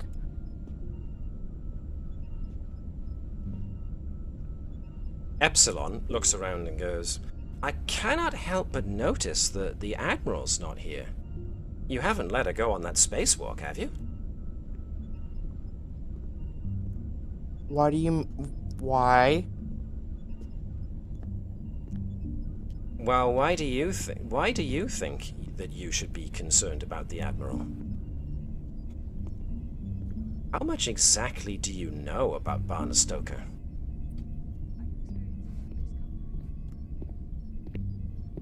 I will take that stunned silence to mean not much. Okay, question is, what do you know about Stoker? Or is that going to be above our pay grade? Now you're catching on. You do realize that we don't technically use money here? And you don't seem to be in a position to say that we don't have the need to know anymore. Yeah, you say that, but the actuality of the situation suggests otherwise. Like, right now, Stoker might very well be tinkering with forces beyond her ability to control, and, well, don't tell me that you haven't been concerned with how she's been acting. I have confidence. I have confidence in the crew that she took away with her. Oh, and I'm sure that Lieutenants Phlesc, Gerkow, and Tavish will have everything under control. Until they don't. Well, okay, the jury's out on Tavish, but still. She's a capable engineer. Granted, a little rough around the edges, but she's a talented engineer. Look, maybe if you set me free, I could help you stop whatever Stoker's going to do that might cause more than a little bit of trouble for everybody here. And we can just forget that I was ever here and move on, and nobody has had to go through anything. Or you could just keep me here and I'll keep giving you the runaround for as long as I need to. And then Stoker will screw up and you'll all have to deal with the consequences. Your choice. And it's at that point... Oh, no. The ship suddenly rocks violently to one side, and the red alert klaxon starts to sound. Because out in space,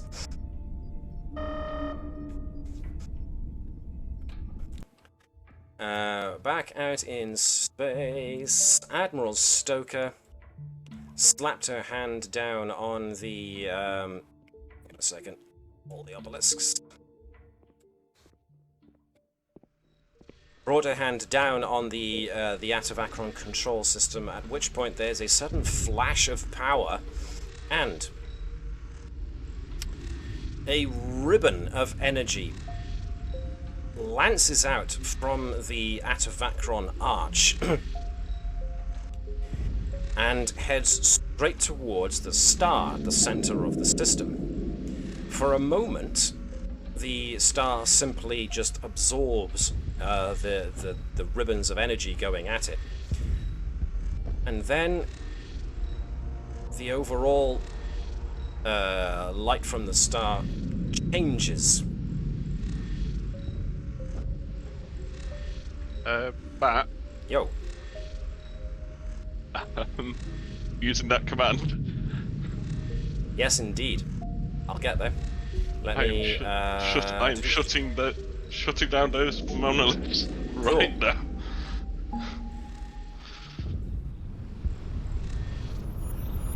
The command is issued and the monoliths deactivate.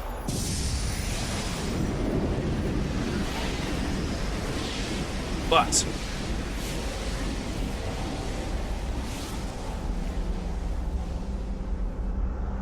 I'm just worried about it.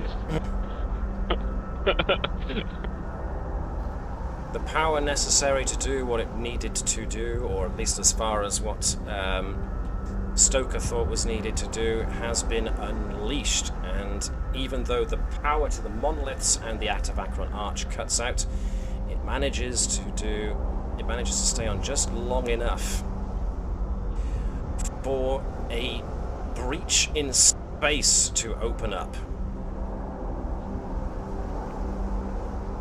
Not your fault, no indeed, Commander Hopkins. So, hang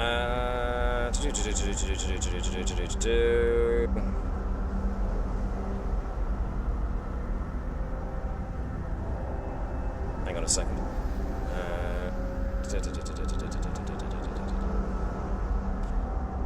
Those of you who have your tricorders out, so I'm guessing mostly Phlesc and Gerkow, you and also anyone inside the shuttle, reads a massive tachyon and graviton surge, which interacts with the neutron star's gravitational field to cause a rift in space. And it's starting to draw everything into it, almost like a black hole or a singularity. The combs rocks violently as the gravity pull of the singularity catches them. And those of you who are on the asteroid with the Atavacron arch can feel the archways beginning to rattle and shake. Strangely, the arch itself and the area immediately around it doesn't seem to be moving, but pieces of this asteroid are now starting to peel off, and more asteroids are being drawn towards the rent in space. Lieutenant Commander Lian Zhang tells the away team that if you're going to get out of here, now would be the time before the gravity wave gets to the point where the shuttle can't actually escape. But back on the ship, at the same time as all this is going on and the rift in space opens, Councillor Sachs screams in agony and clutches at her head, which of course to everybody in sickbay just coincides with the sudden rocking of the ship. But Councillor Sachs falls to her knees, clutching her head, screaming in pain. And any other telepathic persons, so the captain as well, Captain Sobek, are all experiencing this sudden psychic attack.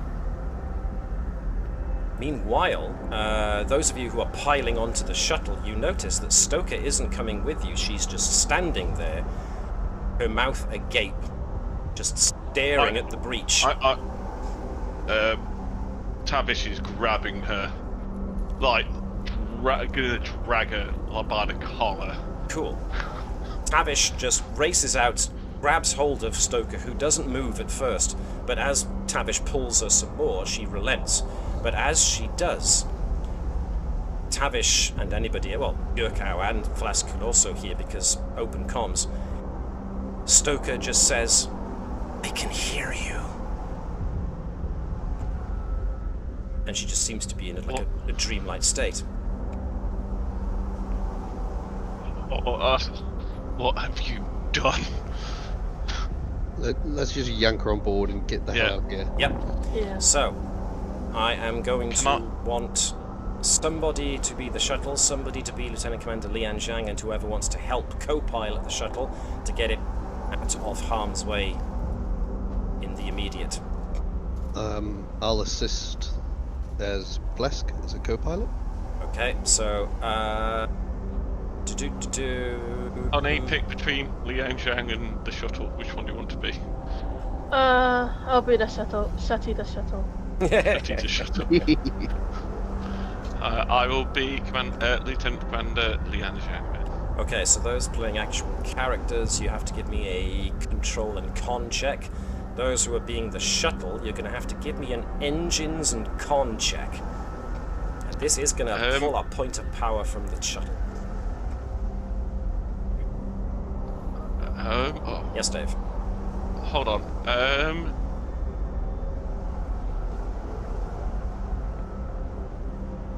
You're being Zhang. Were you looking for anything like what focus she'd use?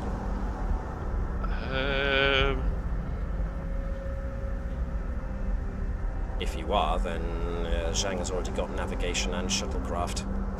I'm going to roll a challenge dice as well to see if we get that point of power back that way.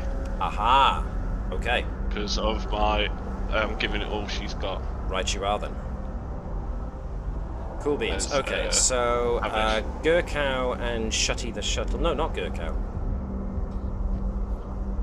Lian Zhang. It was going to be Zhang and the shuttle, and it was going to be Phlesc. Is that right? 2?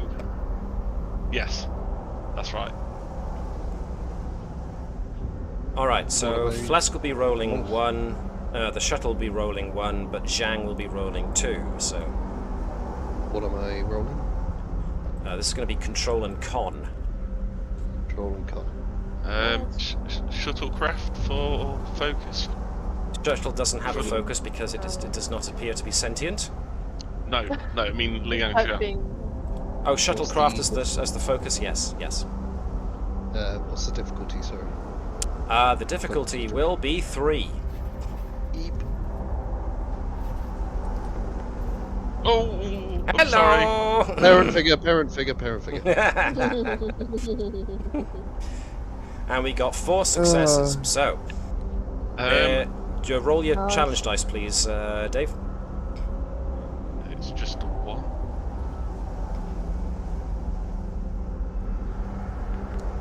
You do get it back. So yes, there's a whine of as power is fed into the shuttle's engines. So for a moment, as the shuttle lifts off, it kind of drifts backwards, but then extra power is fed into the impulse engines, and Zhang and Phlesc managed to pull an extra bit of juice. Excuse me. And the shuttle actually takes off.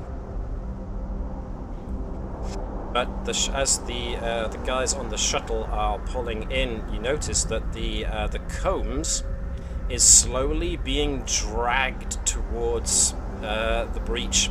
Its larger mass means that it is attracting more of it is being pulled by the gravity. And that's going to be a problem pretty soon. Nonetheless. the shuttle folks are moving back towards the combs as fast as they possibly can. So, we are going to take ourselves back to Deck 1, the bridge.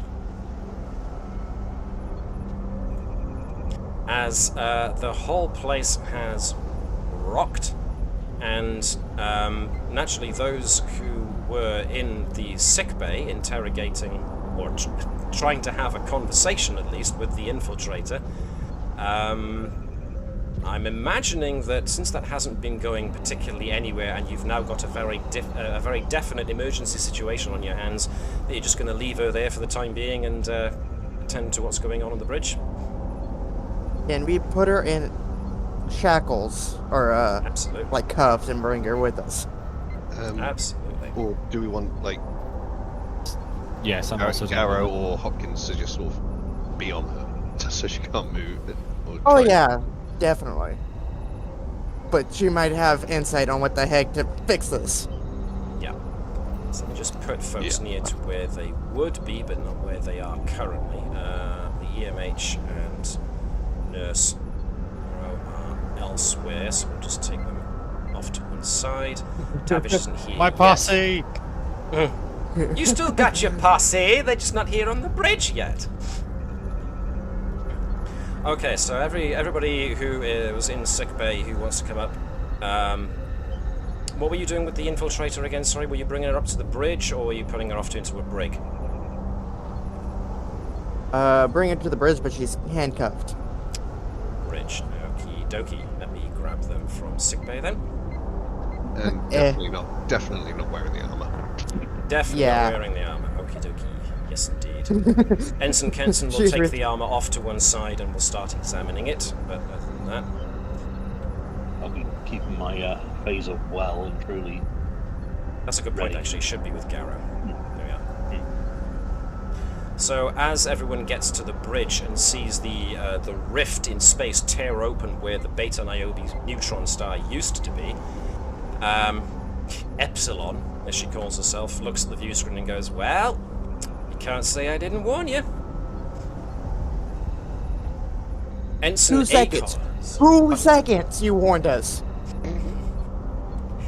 Ensign Can Akos, who's Gerkow- currently on helm, is just there going, I'm fighting this thing with all she's got, Captain, but we're being drawn into the aperture."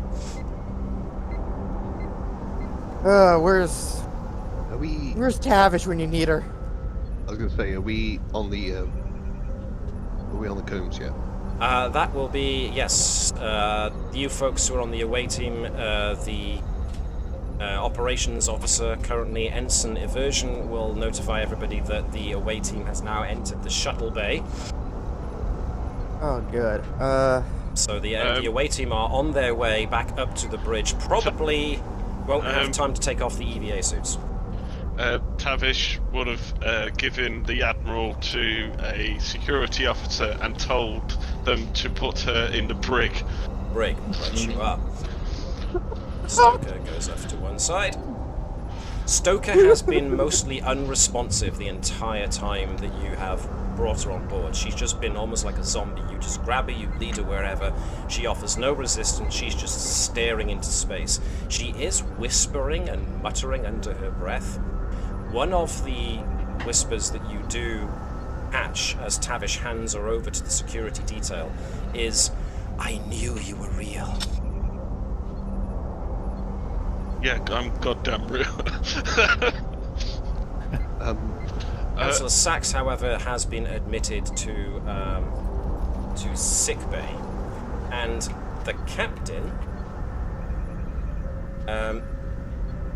Anybody who knows Vulcans recognizes that the captain is doing the usual Vulcan stoicism. He's gritting his teeth as hard as he can, and as soon as Hopkins sits down in her chair next to the captain, she can see that Captain Sobek is gripping the arms of his command chair as tight as they can. His knuckles are white, and the veins in his head are really obvious. Can Gerkow use statistical probability to find a way for us to get away from the gravitational pull? before we jump to warp and just try and get a safe distance. Ensign Aversion gives up his seat. Sorry, Connie, I talked over you there. What was that? The statistical probability miracle. Yeah. That's it. That's all I say. You could try and find some method of identifying a way out of this, certainly. The bridge. By all means, give me a control and science check to at least see what sensors are telling you.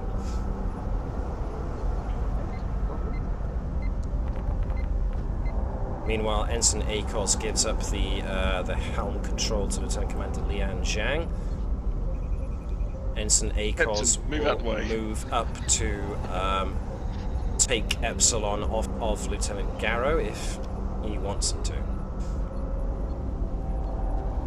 Meanwhile, Ensign Kenson is assuming the engineering position on the bridge, since she was on sickbay moments ago, and gladly gives up her position to her chief. The first thing Tafish will say is that she just calls her Stoker now, not Admiral. Calls us Stokers in the brig. Who's that? It doesn't matter who you are. I'm going to get on and get us out of this.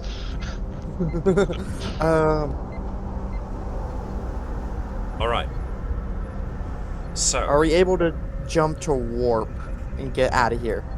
Well, at the moment, Lieutenant Gerkow, using the ship's sensors are coming back with a whole garbled mess of data. There's a lot of interference being thrown up from the aperture in space.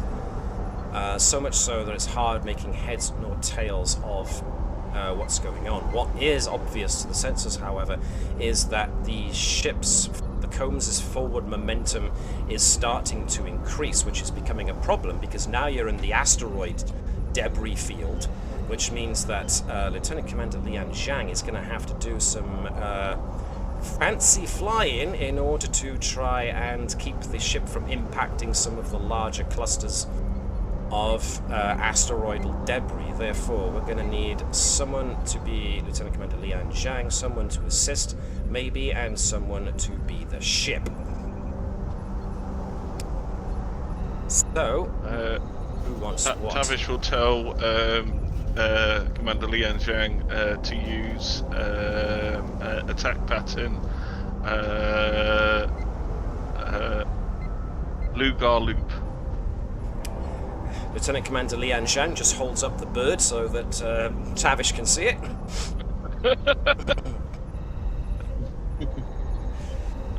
At which point Captain Sobak goes, "Port yourselves like Starfleet officers, please." So, who hasn't rolled in a little bit? Mr. Bell, would you like to be Lieutenant Commander Lian Zhang? Okay, yep. Hold on. She will be using control and con with a focus on shuttlecraft. Not shuttlecraft, pardon me, navigation. Propulsion systems, that'll do. You could have chosen any of those, man. Okay, so attributes, disciplines, so it's control and... Con. Control, con. Let's have... Are we going to have Phlesc aiding in some fashion so that we can ignore... Yep. So, Phlesc could be using sensors to try and plot a course to say, Big asteroid! Big asteroid! So let's go with control and con for Phlesc as well. 1 dice.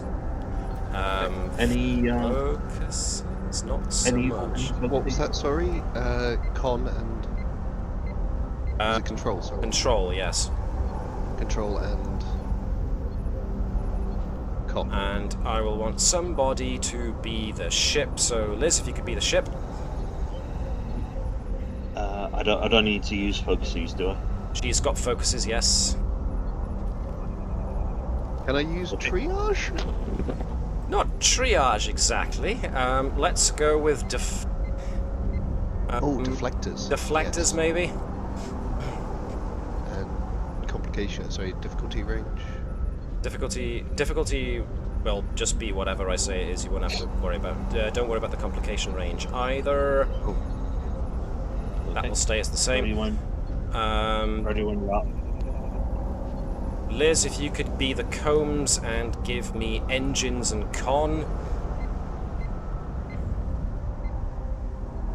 This is going to be taking a point of power from the ship's power systems. Which means that, yes, Dave, your thing will come on in a minute. So the combs is having a tough time, but its helm officer is doing very well with only a little help from Phlesc, who's just basically yelling, "Big rocks! Big rocks! Big rocks to the left! Big rocks to the right!" Here I am stuck in the middle. I was thinking the exact same thing there, Chris. Well done. So yes, Zhang is piloting the ship as best she can, maneuvering from one side to the other. Somebody mentioned, can we go to warp? Zhang notices that pipes up saying, we can't form a stable warp field. Can I do my power? Yes, you can. Give us a roll. Nope, that power stays gone. But the ship is still being drawn towards the aperture. It's getting closer. Now, Gerkow could, once again, with assistance from anybody, including Hopkins giving the order, or some such, could try and have a good old scan of the aperture to see what you're dealing with. So that would be, what, insight in command? Indeed. And as far as Gerkow goes, this will be another control and science. Inspiration! No probability.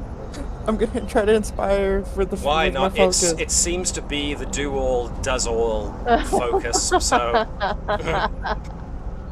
Okay. I mean, aperture in space suggests certain probabilities already, so, you know, it's basically going... Hang on a second. Right, this looks like that. As far as I know, these things do this, so there's a higher likelihood that this is these things. So I'm looking out for these specific data points to tell me that I'm right or wrong. Hopkins, of course, issues the command, scan the aperture, see what it is we're dealing with an extra focus on X. At which point, between the two of you, you manage to discern that this is not just it's not just an aperture like a black hole, or should I say a singularity. It's actually a rift in subspace itself, which suggests that whatever's on the other side of that rift it's essentially a wormhole into another place or another dimension. The amount of weird readings you get suggests that it's not a point in your universe, it's somewhere else. Garrow leave our intruder in Akos's 3 hands and fire a probe for us. Fire a probe, okay, so yes, Garrow can go to his station and unleash a probe. In the meantime, it is taking another point of the Combs' power to try and keep from falling too fast into the aperture, which is getting harder and harder for the ship to do the closer it gets. Dave, if you want to roll your dice. We try and get some more power, because I can help with plasma systems, electric power plasma systems. Or... Yes, you can. You get it back. Okay, Ooh. Cool. So you shunt some additional power with some help from Phlesc to take off non-essential systems, redirect some additional resources towards the engines to try and at least keep the ship from tumbling too fast into the breach. Meanwhile, if Garrow and the ship can cooperate, Garrow, give me control and science, and if Chris Powell, if we could have the two Chris's working together. Okay. If any focuses on that one? not really, no. You don't have a focus on much science-related stuff. As far as the ship goes, Then we have sensors and science from the ship. 1 dice, please, Mr. Powell. Okay, that's a good one. That was a I'm good going one. for the ship. Sorry, bear with me a second. Yep, do you know where to find it? I'm just reminding myself. It's under. It's been a little while. Sorry. USS Actors. Combs crew and ship. There it is. Ships, and then USS Combs. That's got it. What was the thing again? Sorry. What did I say? Sensors and science. Thank you. 2 dice. 1 dice. 1 dice. Oh, it was a 20, rolled over Yeah. onto a 2. Cool. Woo! Okay, 3 successes overall, which was really good. That gets you a point of momentum back. You're back to full momentum pool, especially because this ship gains extra momentum from its enhanced sensors. So, firing a probe off gets you a better look. The interesting thing is, the probe streaks towards the aperture, which you expected is being drawn by the aperture's gravity. And the probe itself starts aiming for the midline, so it goes straight through the middle of the aperture, and it gains more and more speed as it goes. But as it does, it starts to disintegrate as the gravitic forces basically start to tear the thing apart. But just as it does, it comes back with a sensor ping telling you that there is space on the other side of the aperture, and it also registered a ship on the other side of the aperture before the probe basically gets crushed by the gravitational forces and you lose the feed. The ship is still tumbling towards the aperture. It is losing another 2 points of power now as you're getting progressively closer. I'm giving all she's got. I can bring the amount of power down by power quantity down by 1 to a minimum of 0. Yep. In addition, when I succeed, I restore power equal to my engineering score. Okay, so this is a restore power check, which will be internal systems. Power management will be a daring or control and engineering difficulty 2. Phlesc is also got some experience in this, being the operations officer, therefore would be good to assist you with this one with parent figure. I will assist, and will also steal a momentum to roll 2 dice if everyone's cool with that. Yeah, I'm cool with that. Do it. Okie dokie. Very pretty shiny dice. 1 success, cool, and we need 1 more success. We get 2, which means you get the momentum back, and you get to generate power. You successfully generate 1 point of power, and if you want, you can spend the extra success that you garnered to gain an additional point of power. Oh yeah. Okay. So, for the moment, the Combs is now got 2 points of power back. So, for the moment, power management isn't an issue. It's the fact that you are still tumbling towards the aperture that's the problem. Can we put more power into the engines? You can try. Yeah, let's Yeah, At yeah. the I see. moment, though, away. let's also give Gerkow and the science guys something else to look at. Let's have Gerkow, Garrow, and the ship collaborate with a control and science, or in Garrow's case, a control and security. And if I can once more if I can get Liz to be the ship with sensors and science, please.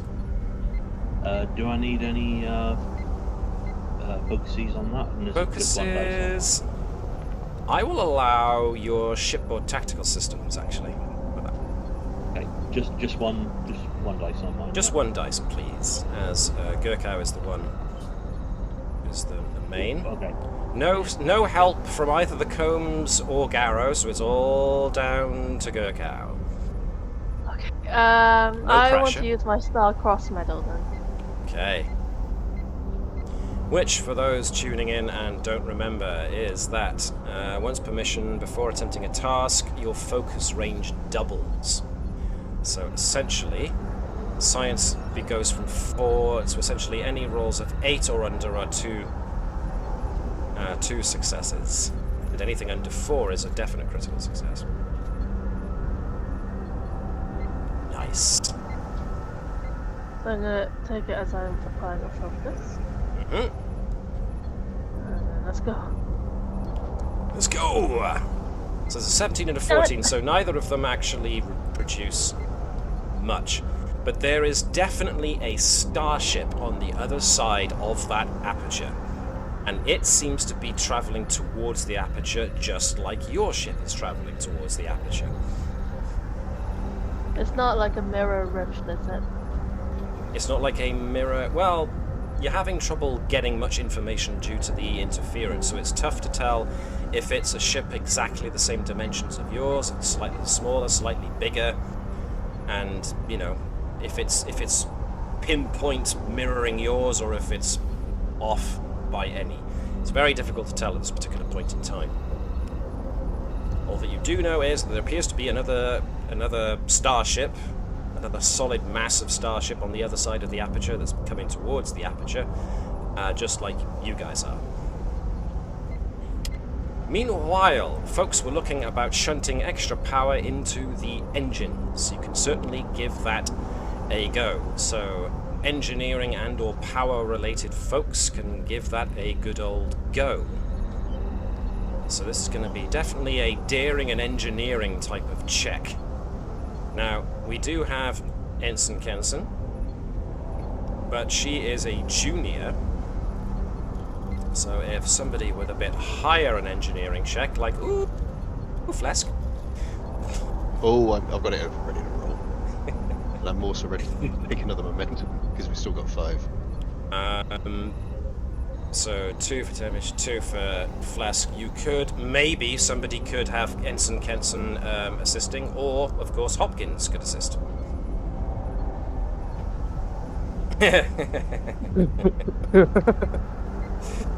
Good old Klingon interrogation with a bat'leth, yes indeed. What Lieutenant Phlesc asked? Indeed. And you're answering. But I could just see the captain just sitting there still gritting his teeth and gritting even more when I mentioned that. So, does Commander Hopkins want to assist by adding a bit of extra inspiration? Yeah, definitely. Cool. So that'll be... I could also... Yes, sorry, Mark. No, I'm going to hold on to that for a second. Oh, okay, now I'm interested. What has he got up his sleeve? What is he going to do? Right, so Commander Hopkins recommends pulling additional power into the warp engines in order to give it a bit of additional kick. Phlesc gets 2 successes. We will also be wanting something from Tavish.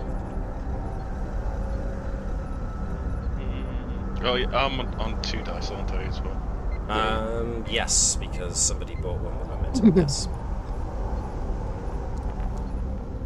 Nice, very nice. 3 successes in total, definitely ups momentum back up to 4. Technically, it's 6 successes.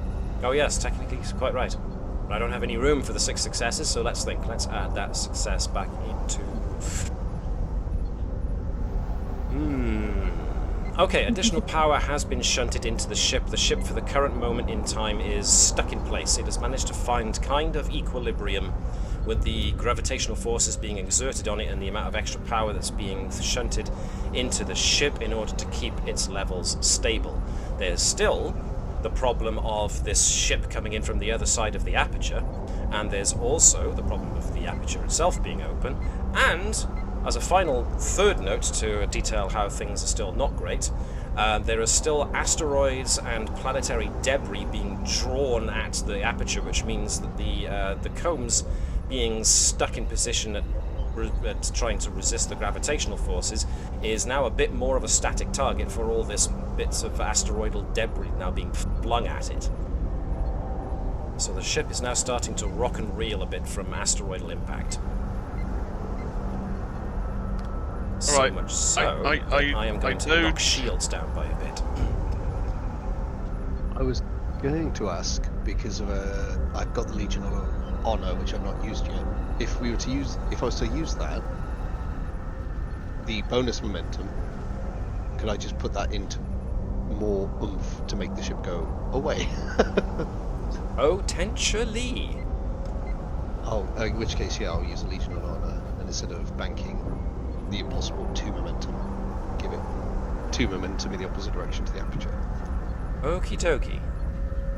So, before you guys do that then, so hold on to that idea, we're going to try once again to have a look on the other side of that aperture to see what's going on. So, any science-related or interested parties who want to have a go at trying to solve this little issue, now would be the time to speak up. I think the ship is going to contribute here too. I mean, I've got a good science stat. Oh yeah, cool. So you do. You got a really good science stat. We should have brought Sot onto this sooner. Cool. Okay, so if we have Sot and the ship assist a Gerkow. Can we get instant aversion as well? Can we get instant aversion? He's got science at 2, engineering at 1, so he's not exactly great. He's just an ensign blessing. But you've got Gerkow for 2, Dr. Sot for 1, the ship for 1. You do have room for 1 more, so we can always use ensign aversion if you really want to. Yeah, let's throw him in. Okay. He's low. So, Call by combat. So, Liz, if you mind being ensign aversion? What are we going to use here? Let's just make this... let's think. We're trying to pump power into the engines here, aren't we? Are we literally, like, pumping something? Is it a fitness check? It's going to end up being daring and engineering, I think, at this point. Oh no. Yes, quite. But the ensign aversion was never going to be particularly good at much anyway. At least not compared to you guys. And I thought this one was we were checking on the other side of the aperture. well, that's a good point. Pardon me. You're doing science to check the other side. Thank you. Too many things going on in my head at once. So, Aversion is going to be doing control and science then in that case, isn't he? Just like everybody else having a go at watching what this is. Except for whoever wants to be the ship, which will go with... Mr. Bell, could you be the ship for me, please? We have full momentum as well, because now we have 2 zeros. This is going to be sensors and science once again for the ship. Yep, sorry, have you got the icon there for the... I can bring the token of the ship onto the bridge to make it easier for everybody. Yes, I can, but up. Oh, I lost it then. Oh, it's in the wall. Hang on, let me move it away from the wall. Let's put you by there. Okay. There we go. Right, sorry. It's a bit in the way, but there we are. No, that's okay. Right, so I've got... Sorry, you're saying... For the ship, department. sensors and science, 1 dice from the ship, if you please, sir. Take a momentum roll too. Because Connie the ship could. sensors will give us back. Or Connie could, yeah. Okay. 1 dice, come on. 2 successes. The ship is very good at the sensors lock. But then I wouldn't take another dice because that's already. Yes, we're already at the maximum of. If Connie rolls 2, then we're at the maximum of 5. So. Statistical probability, given what we We'll go know. on then. You know, when I took probability at GCSE maths, I didn't think I'd ever use it again. Woo!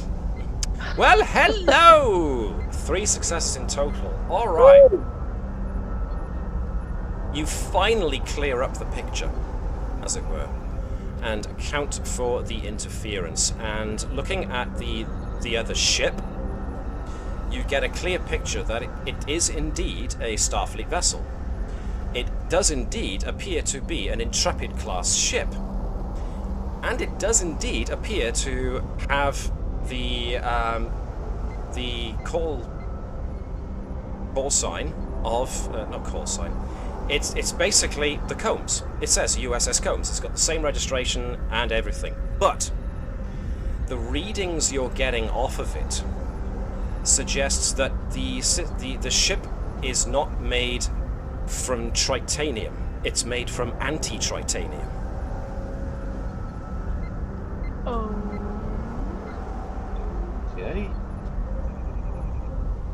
Therefore, your best guess would be that the aperture has opened into the alternate reality that is basically the flip of your own, essentially an antimatter universe. So Not your very- matter is their antimatter, and vice versa. If your ship were to collide with their ship, matter would meet antimatter and they would annihilate each other.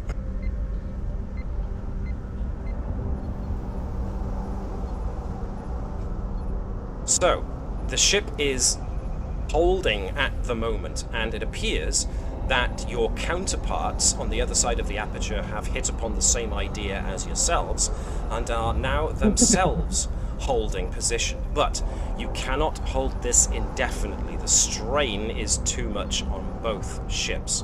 So you need to do something to try and close the aperture. Can I ask a question? Of course.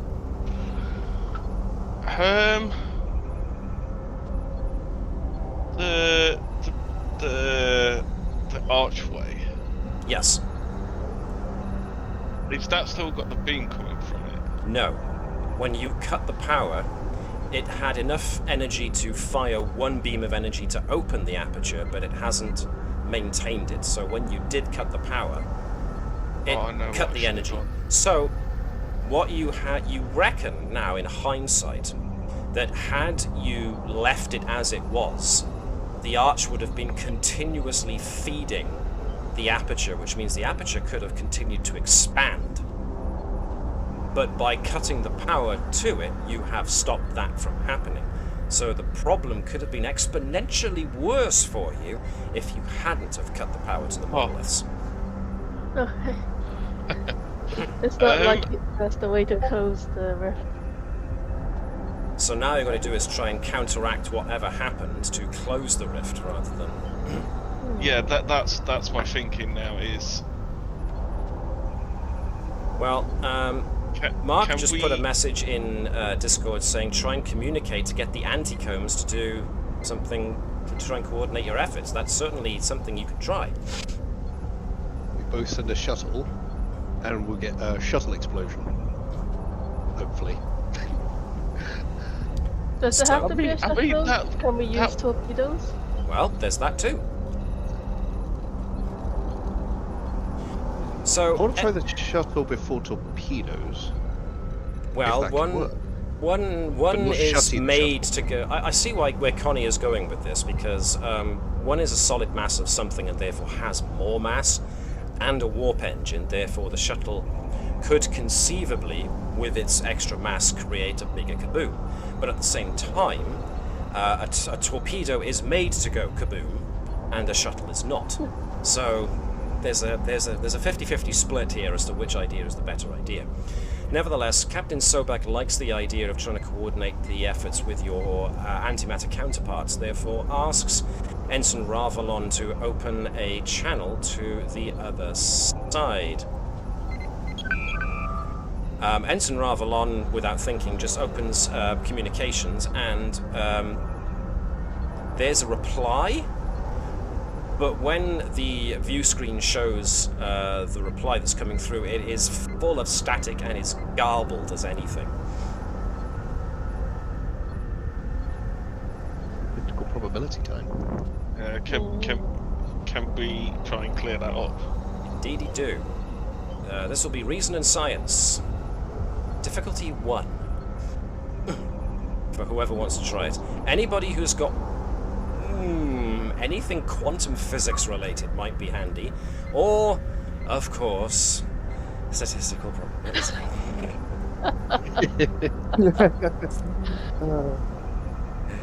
because a number of probabilities do suggest themselves.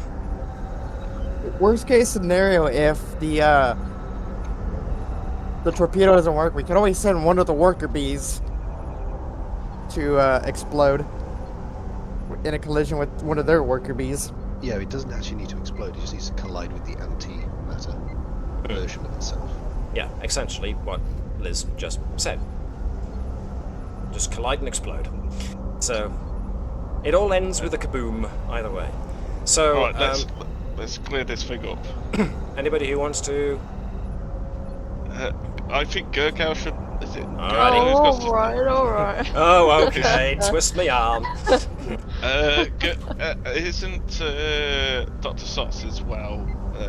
Science really good. Dr. Sott's It science is. is well up there, so maybe he could help. Yeah. So Yeah. yes, I was gonna say, can he help too?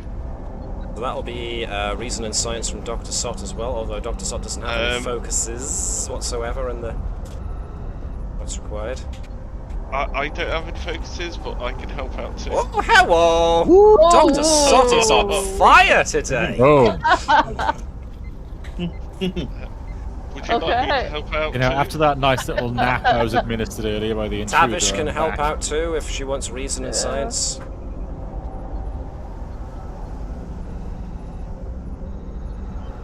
Okay. You don't have any focuses for it, but any help's better than no help at all. Okay, one success, which is not bad. So can we have the final clear up from Gerkow? Oh, it was a 20 and rolled onto an 8. Woo! Whoosh! 5 successes, 6 successes in total. My God. Well, the solution is terribly simple. You just reverse the transmission frequency. You just completely flip it over, which seems anachronistic, because Ensign Ravelon is like, oh, of course, I was sending out standard hail and we're receiving theirs back, but it's the flip of ours. So it takes a tiny bit of programming, but a good amount of mathematical thinking, which you guys did with spades there, to finally receive a clear image. It requires a great deal of weird kind of quantum physics jiggery-pokery, because not only are you flipping the transmission frequency, but you also have to play it backwards as well. So it's really weird. So there's the amount of processing that has to go into decrypting this transmission is, you know, it's headache-inducing. But nonetheless, you successfully create a line to your counterparts, and it is weird. The only people that you don't see on the other side is Epsilon. So, you can see your antimatter counterparts in the same positions that you are currently sat on the other bridge, but of course Epsilon isn't there to be held captive on the other side. Anyone looking at Epsilon sees her go, "Oh." The other Dr. Sott waves back. Oh, sorry, that was meant to be on mine. Sorry. Yeah, the other Lieutenant Phlesc waves back. See, I can What recover came from over that me too. then? Tavish just goes, that's a good-looking woman right there. The other Captain Sobek also appears to be doing the Vulcan stoic thing of holding back the pain. Captain Sobek, I'm presuming you're having the same difficulties that we are, says anti-Captain Sobek. So, what would you like to try and coordinate? What's your plan? You want to try the torpedoes, or something bigger with more mass? Let's try the torpedoes first, because that's easier to replace. Alright. The other guys are up for this, which means that Garrow finally gets to fire torpedoes. Hey. However, it might be an idea to maybe tinker with the torpedoes so that the explosive yield is somewhat higher to ensure I can do that. collapse. So, yeah. I guess Lieutenant Tavish and Ensign Ensign Kenson Kenson. can do that. Yeah. Okay. Yeah. Can I have a Phlesc with me, please? Yes, yes, of course. Can I have a Phlesc, please? I need a And we have Phlesc over oodles here. of momentum. Oodles of momentum, so I'll steal one of those as well.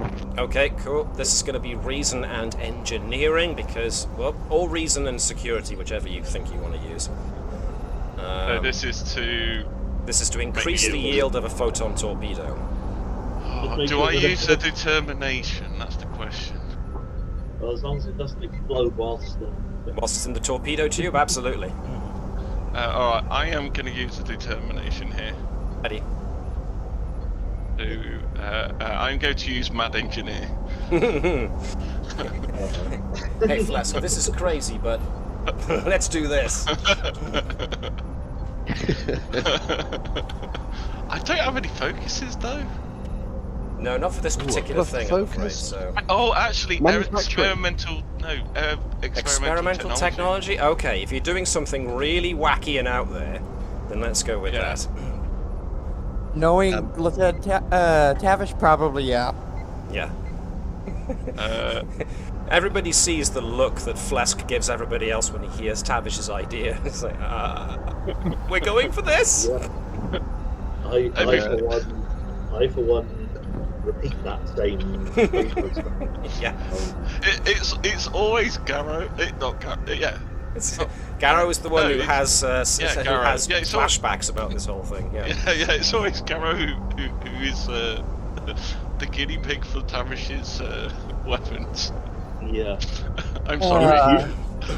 The problem is it's not just me that's going to get affected by this. Typically, Yes, goes indeed. like, oh, shit. Earth-shattering kaboom. I'm going to try my luck and say focus in manufacturing. Yep, that would make sense. That makes sense to me. Okay. Give him the alternative. Once again, it was a 20 and it rolled onto a 2. The dice are teasing us tonight. Today, I should say. Whoa. 4, 5, 6, 7 successes. My God. When the Combs crew put their all into something, they get their all. And then some. Alright. You have modified the photon torpedo so that the yield at the time of impact is going to be something else. Might want to engage warp engines the minute the explosion goes off and the aperture releases its gravitational hold, because this explosion is going to be something else if this goes right. Okay. So, Tavish is going to be on ready to engage warp engines. So, now we're going to need Lieutenant Garrow and the ship. Let's have both the Chris's contribute to this. So, Chris Bell to be Garrow, Chris Howell to be the Combs. This is going to be weapons and security for the Combs. It's going to be control and security for Garrow. Garrow gets his focus of shipboard tactical systems. If Hopkins wants to jump in and assist as well, this would be a very good time to do so. The Combs gets 2. Very good. Alright. Oh, and I can use shipboard tactics too. Yes, you can. Alright, so what am I using? 1 dice, control and security. Can I ask? Whoa! Can I ask? Yes, go on. Well done, Garrow. I was thinking, oh yeah, we got all these flashes going off. Like, wouldn't it be like the absolute worst if I ended up with a triple complication again? It would be the worst time to have another triple complication. Yes, indeed. However, you target the center of the aperture and key it so that the timed explosion goes off as soon as it hits dead center. You coordinate with your counterpart on the other ship, and then it all comes down to just pressing the button and letting it go, at which point the photon torpedo lances out from the tube and you all hold your breath. Both Lieutenant Tavish and Lieutenant Commander Lian Zhang have their hands paused over the buttons, ready to engage warp engines to warp out as soon as the aperture closes and the gravitational pull ceases. The photon torpedoes brightly streak through space and impact dead center. there is a phenomenally bright explosion. The shockwave is carried through space and everything judders for a moment, so everybody feel free to give me the Star Trek shake. Ow. Sorry. And then, yes, there is a blast wave as the aperture snaps closed. There is then a concussion wave that streaks out, that starts pushing along all the asteroidal debris with it. Lieutenant Commander Lian Zhang points the ship's nose in the direction of anywhere but here, and it's at that point that... into warp!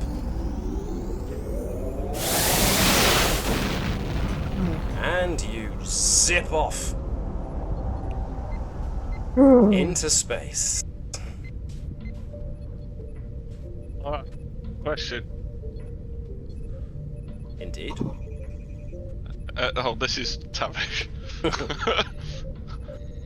And points over to Epsilon and goes, "Who's that?" Oh, that was our Epsilon, intruder. with the cuffs, just holds her hands up and waves. Hi. Yeah, we had a little bit of a fun time when you were busy walking in space. Captain Sobek. Captain Sobek at this point actually breathes this enormous exhalation, and the tension just seems to drain right out of him. Oh, yes, Lieutenant. I have arrested Admiral Stoker, and she is in the brig. At which point, Epsilon then, with her wrist still bound, she offers the best clap she can. Hopkins just lets out a little laugh before manages to control herself. What were the charges, Lieutenant?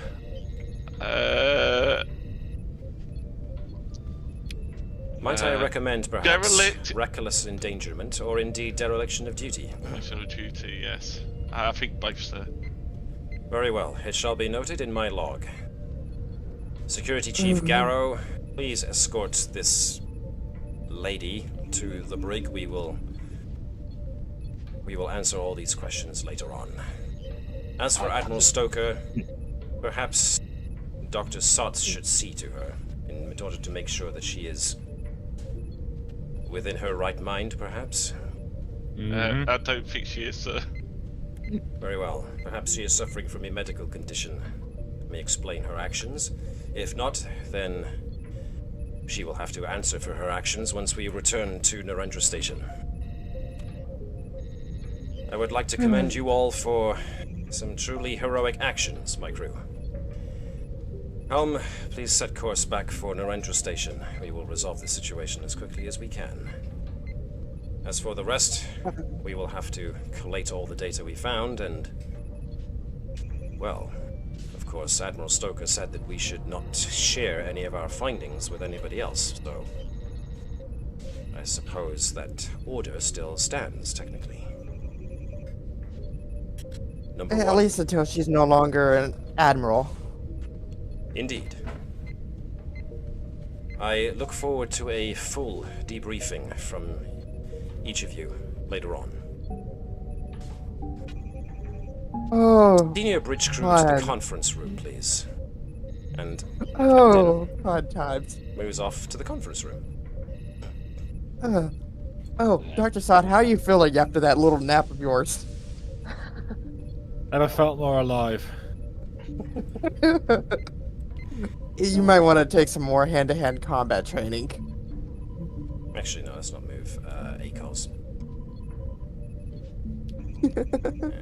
And, let's leave. Let's bring Gerkow in. Who have we not got? Phlesc. Let's bring Phlesc in.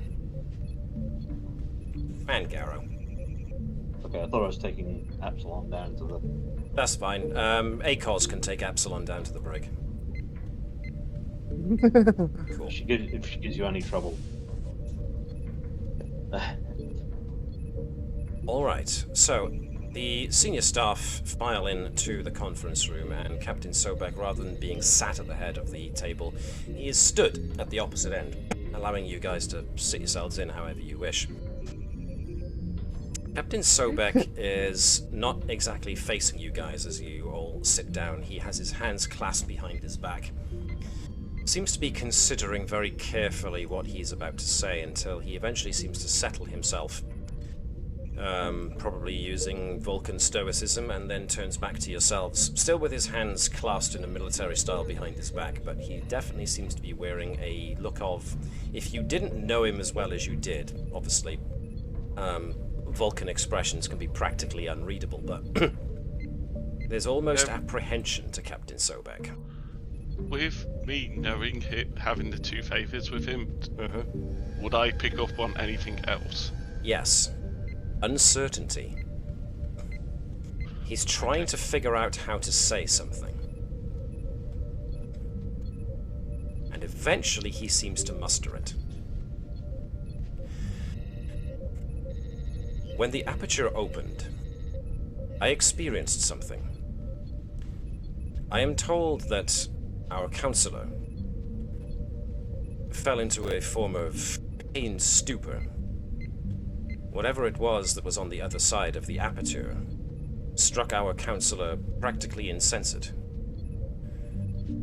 I would ordinarily have recommended her simply to go to sickbay to treat such an affliction. However, the moment the aperture opened and our counselor experienced the mental assault that she did, I experienced something extraordinarily similar.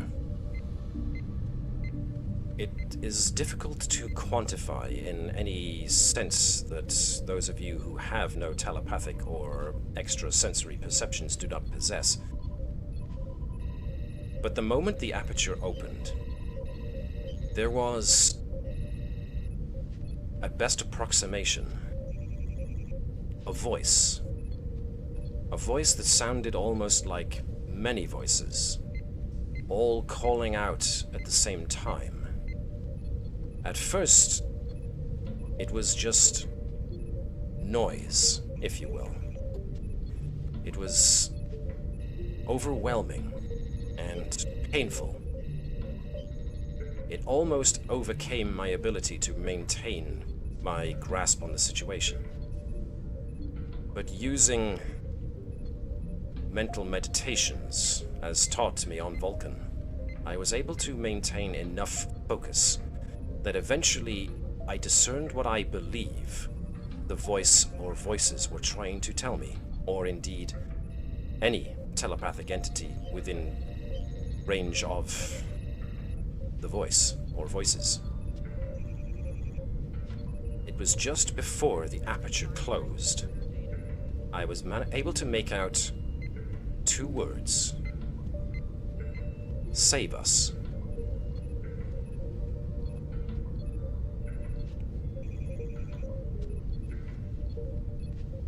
That is all I've been able to discern since.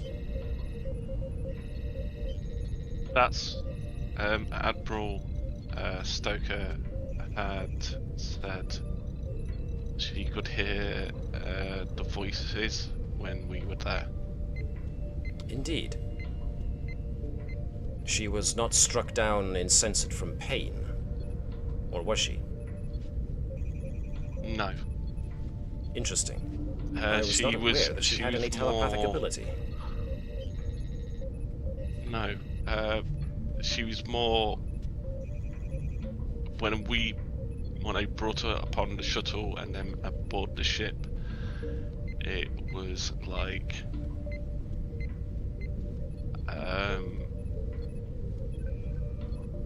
She was kind of in a trance, wasn't she? Yes.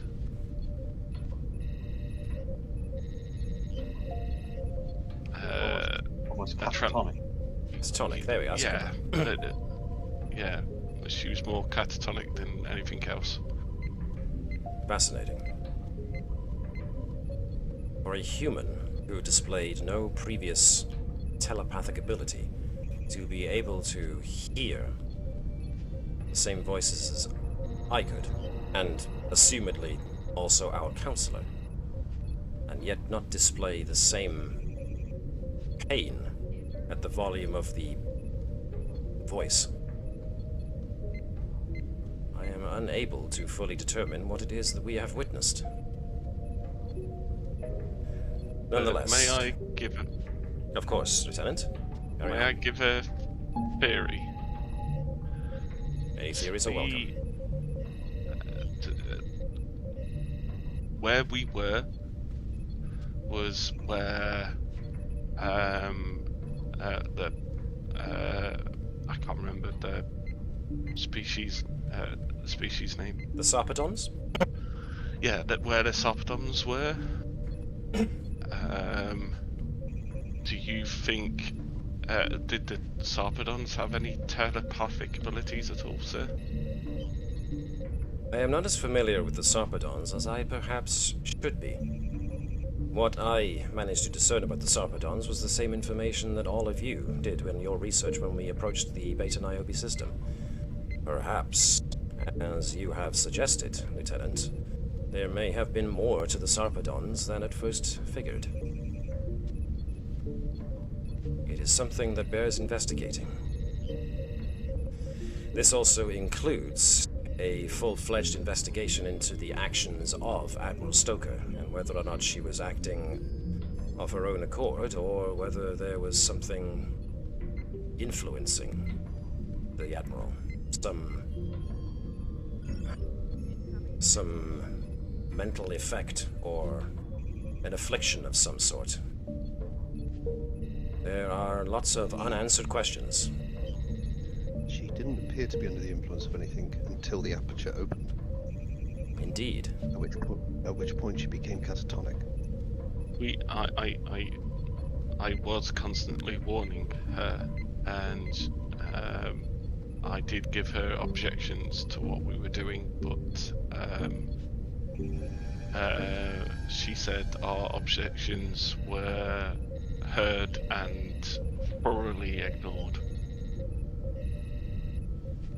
And then, of course, there is also the fact that we have an infiltrator aboard this ship.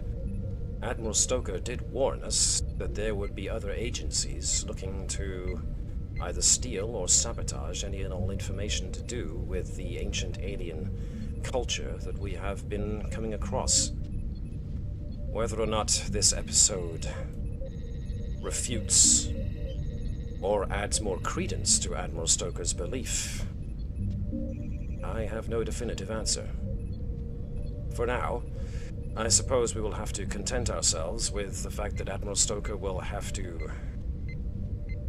well, she will have to be part of a review in order to see if she will indeed keep her Admiral status. And we have to make the decision as to whether or not we reveal what Admiral Stoker has been up to with our assistance. This will not be an easy situation to resolve.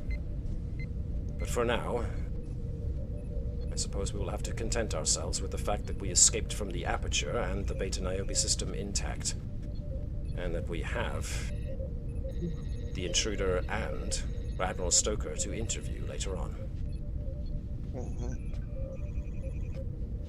With that, unless anybody's got anything else they would like to add...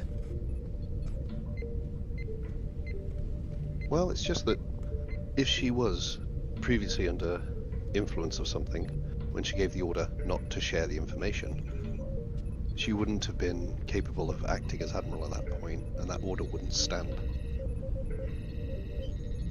So now it's a case of proving whether or not she was under the influence of something. Also, this is beforehand. She never actually showed any signs of psychic ability. Yeah. Are we entirely certain she's fully human, or does she have some previous family bloodline that suggests Betazoid? Connie, you had something to add as well? Sorry, I was just thinking if it's maybe more to do with the ancient, so-called ancient alien race. If, you know, I as well was entranced by the monolith a while ago, so rather than the Sarpedons.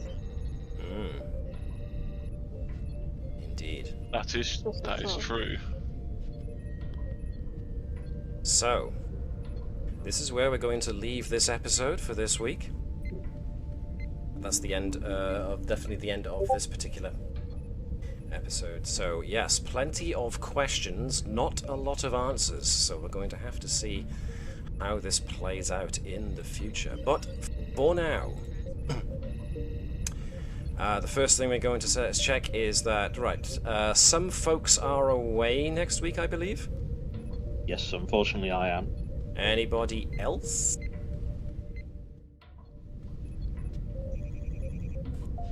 No. Okay. I don't think we'll be able to make it No? this Okay. night. So that seems to suggest that next week will be a no-go. Also, it's the start of December, of course, and this means that folks are going to be going hither and yon abouts for the run-up to Christmas and stuff like that. And needless to say, the episodes on the 24th and the 31st of December are likely not going to happen, because I'm not going to ask for people to... I'm not going to ask people to spend their Christmas Eve and their New Year's Eve with us here. You don't want to be drunk. You don't want to have me drunk on the bridge. Trust me. So, at the very least, in all likelihood, we'll give next week a miss. But as far as the 10th goes, are people around for the 10th? Unfortunately, I'm on holiday You're not. at that time. Anybody else? Probably. 17th, I'm okay, but yeah. Okay. Me? 10th's good for me. The 10th Yeah, the is 10th should be good for me. All right. Yeah, I don't think you want a drunk Commander Hopkins on the bridge. So we might, maybe, might see a 10th and a 17th, but that'll probably be the end of it for the year. Was Mark going to say anything there? I didn't quite thought I heard you about to say something. No, it was just I can't do the 3rd, but 10th I can do. Okay, so 10th and 17th look like they might be the last 2 sessions of the year, and the episode sessions I've got planned for that should be pretty cool, I hope, so we'll see how that goes off. As long as the folks who are missing don't mind us carrying on without them. Yep. Don't get me killed. Don't get you killed, yeah.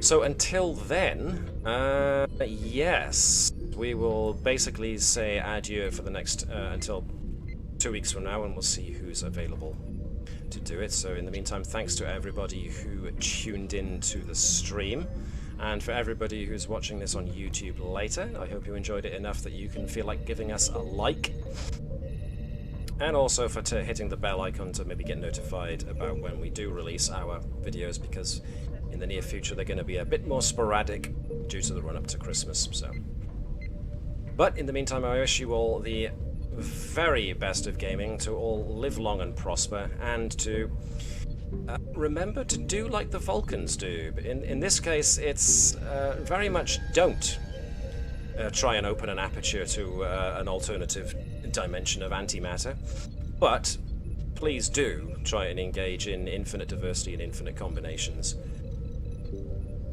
Look after yourselves, folks. Treat each other with kindness and respect, because heavens knows people need it these days. Crazy, crazy times we are still living in. And so I will bid you all to look after yourselves, and we will see you again. In the meantime, hailing frequencies are now closed.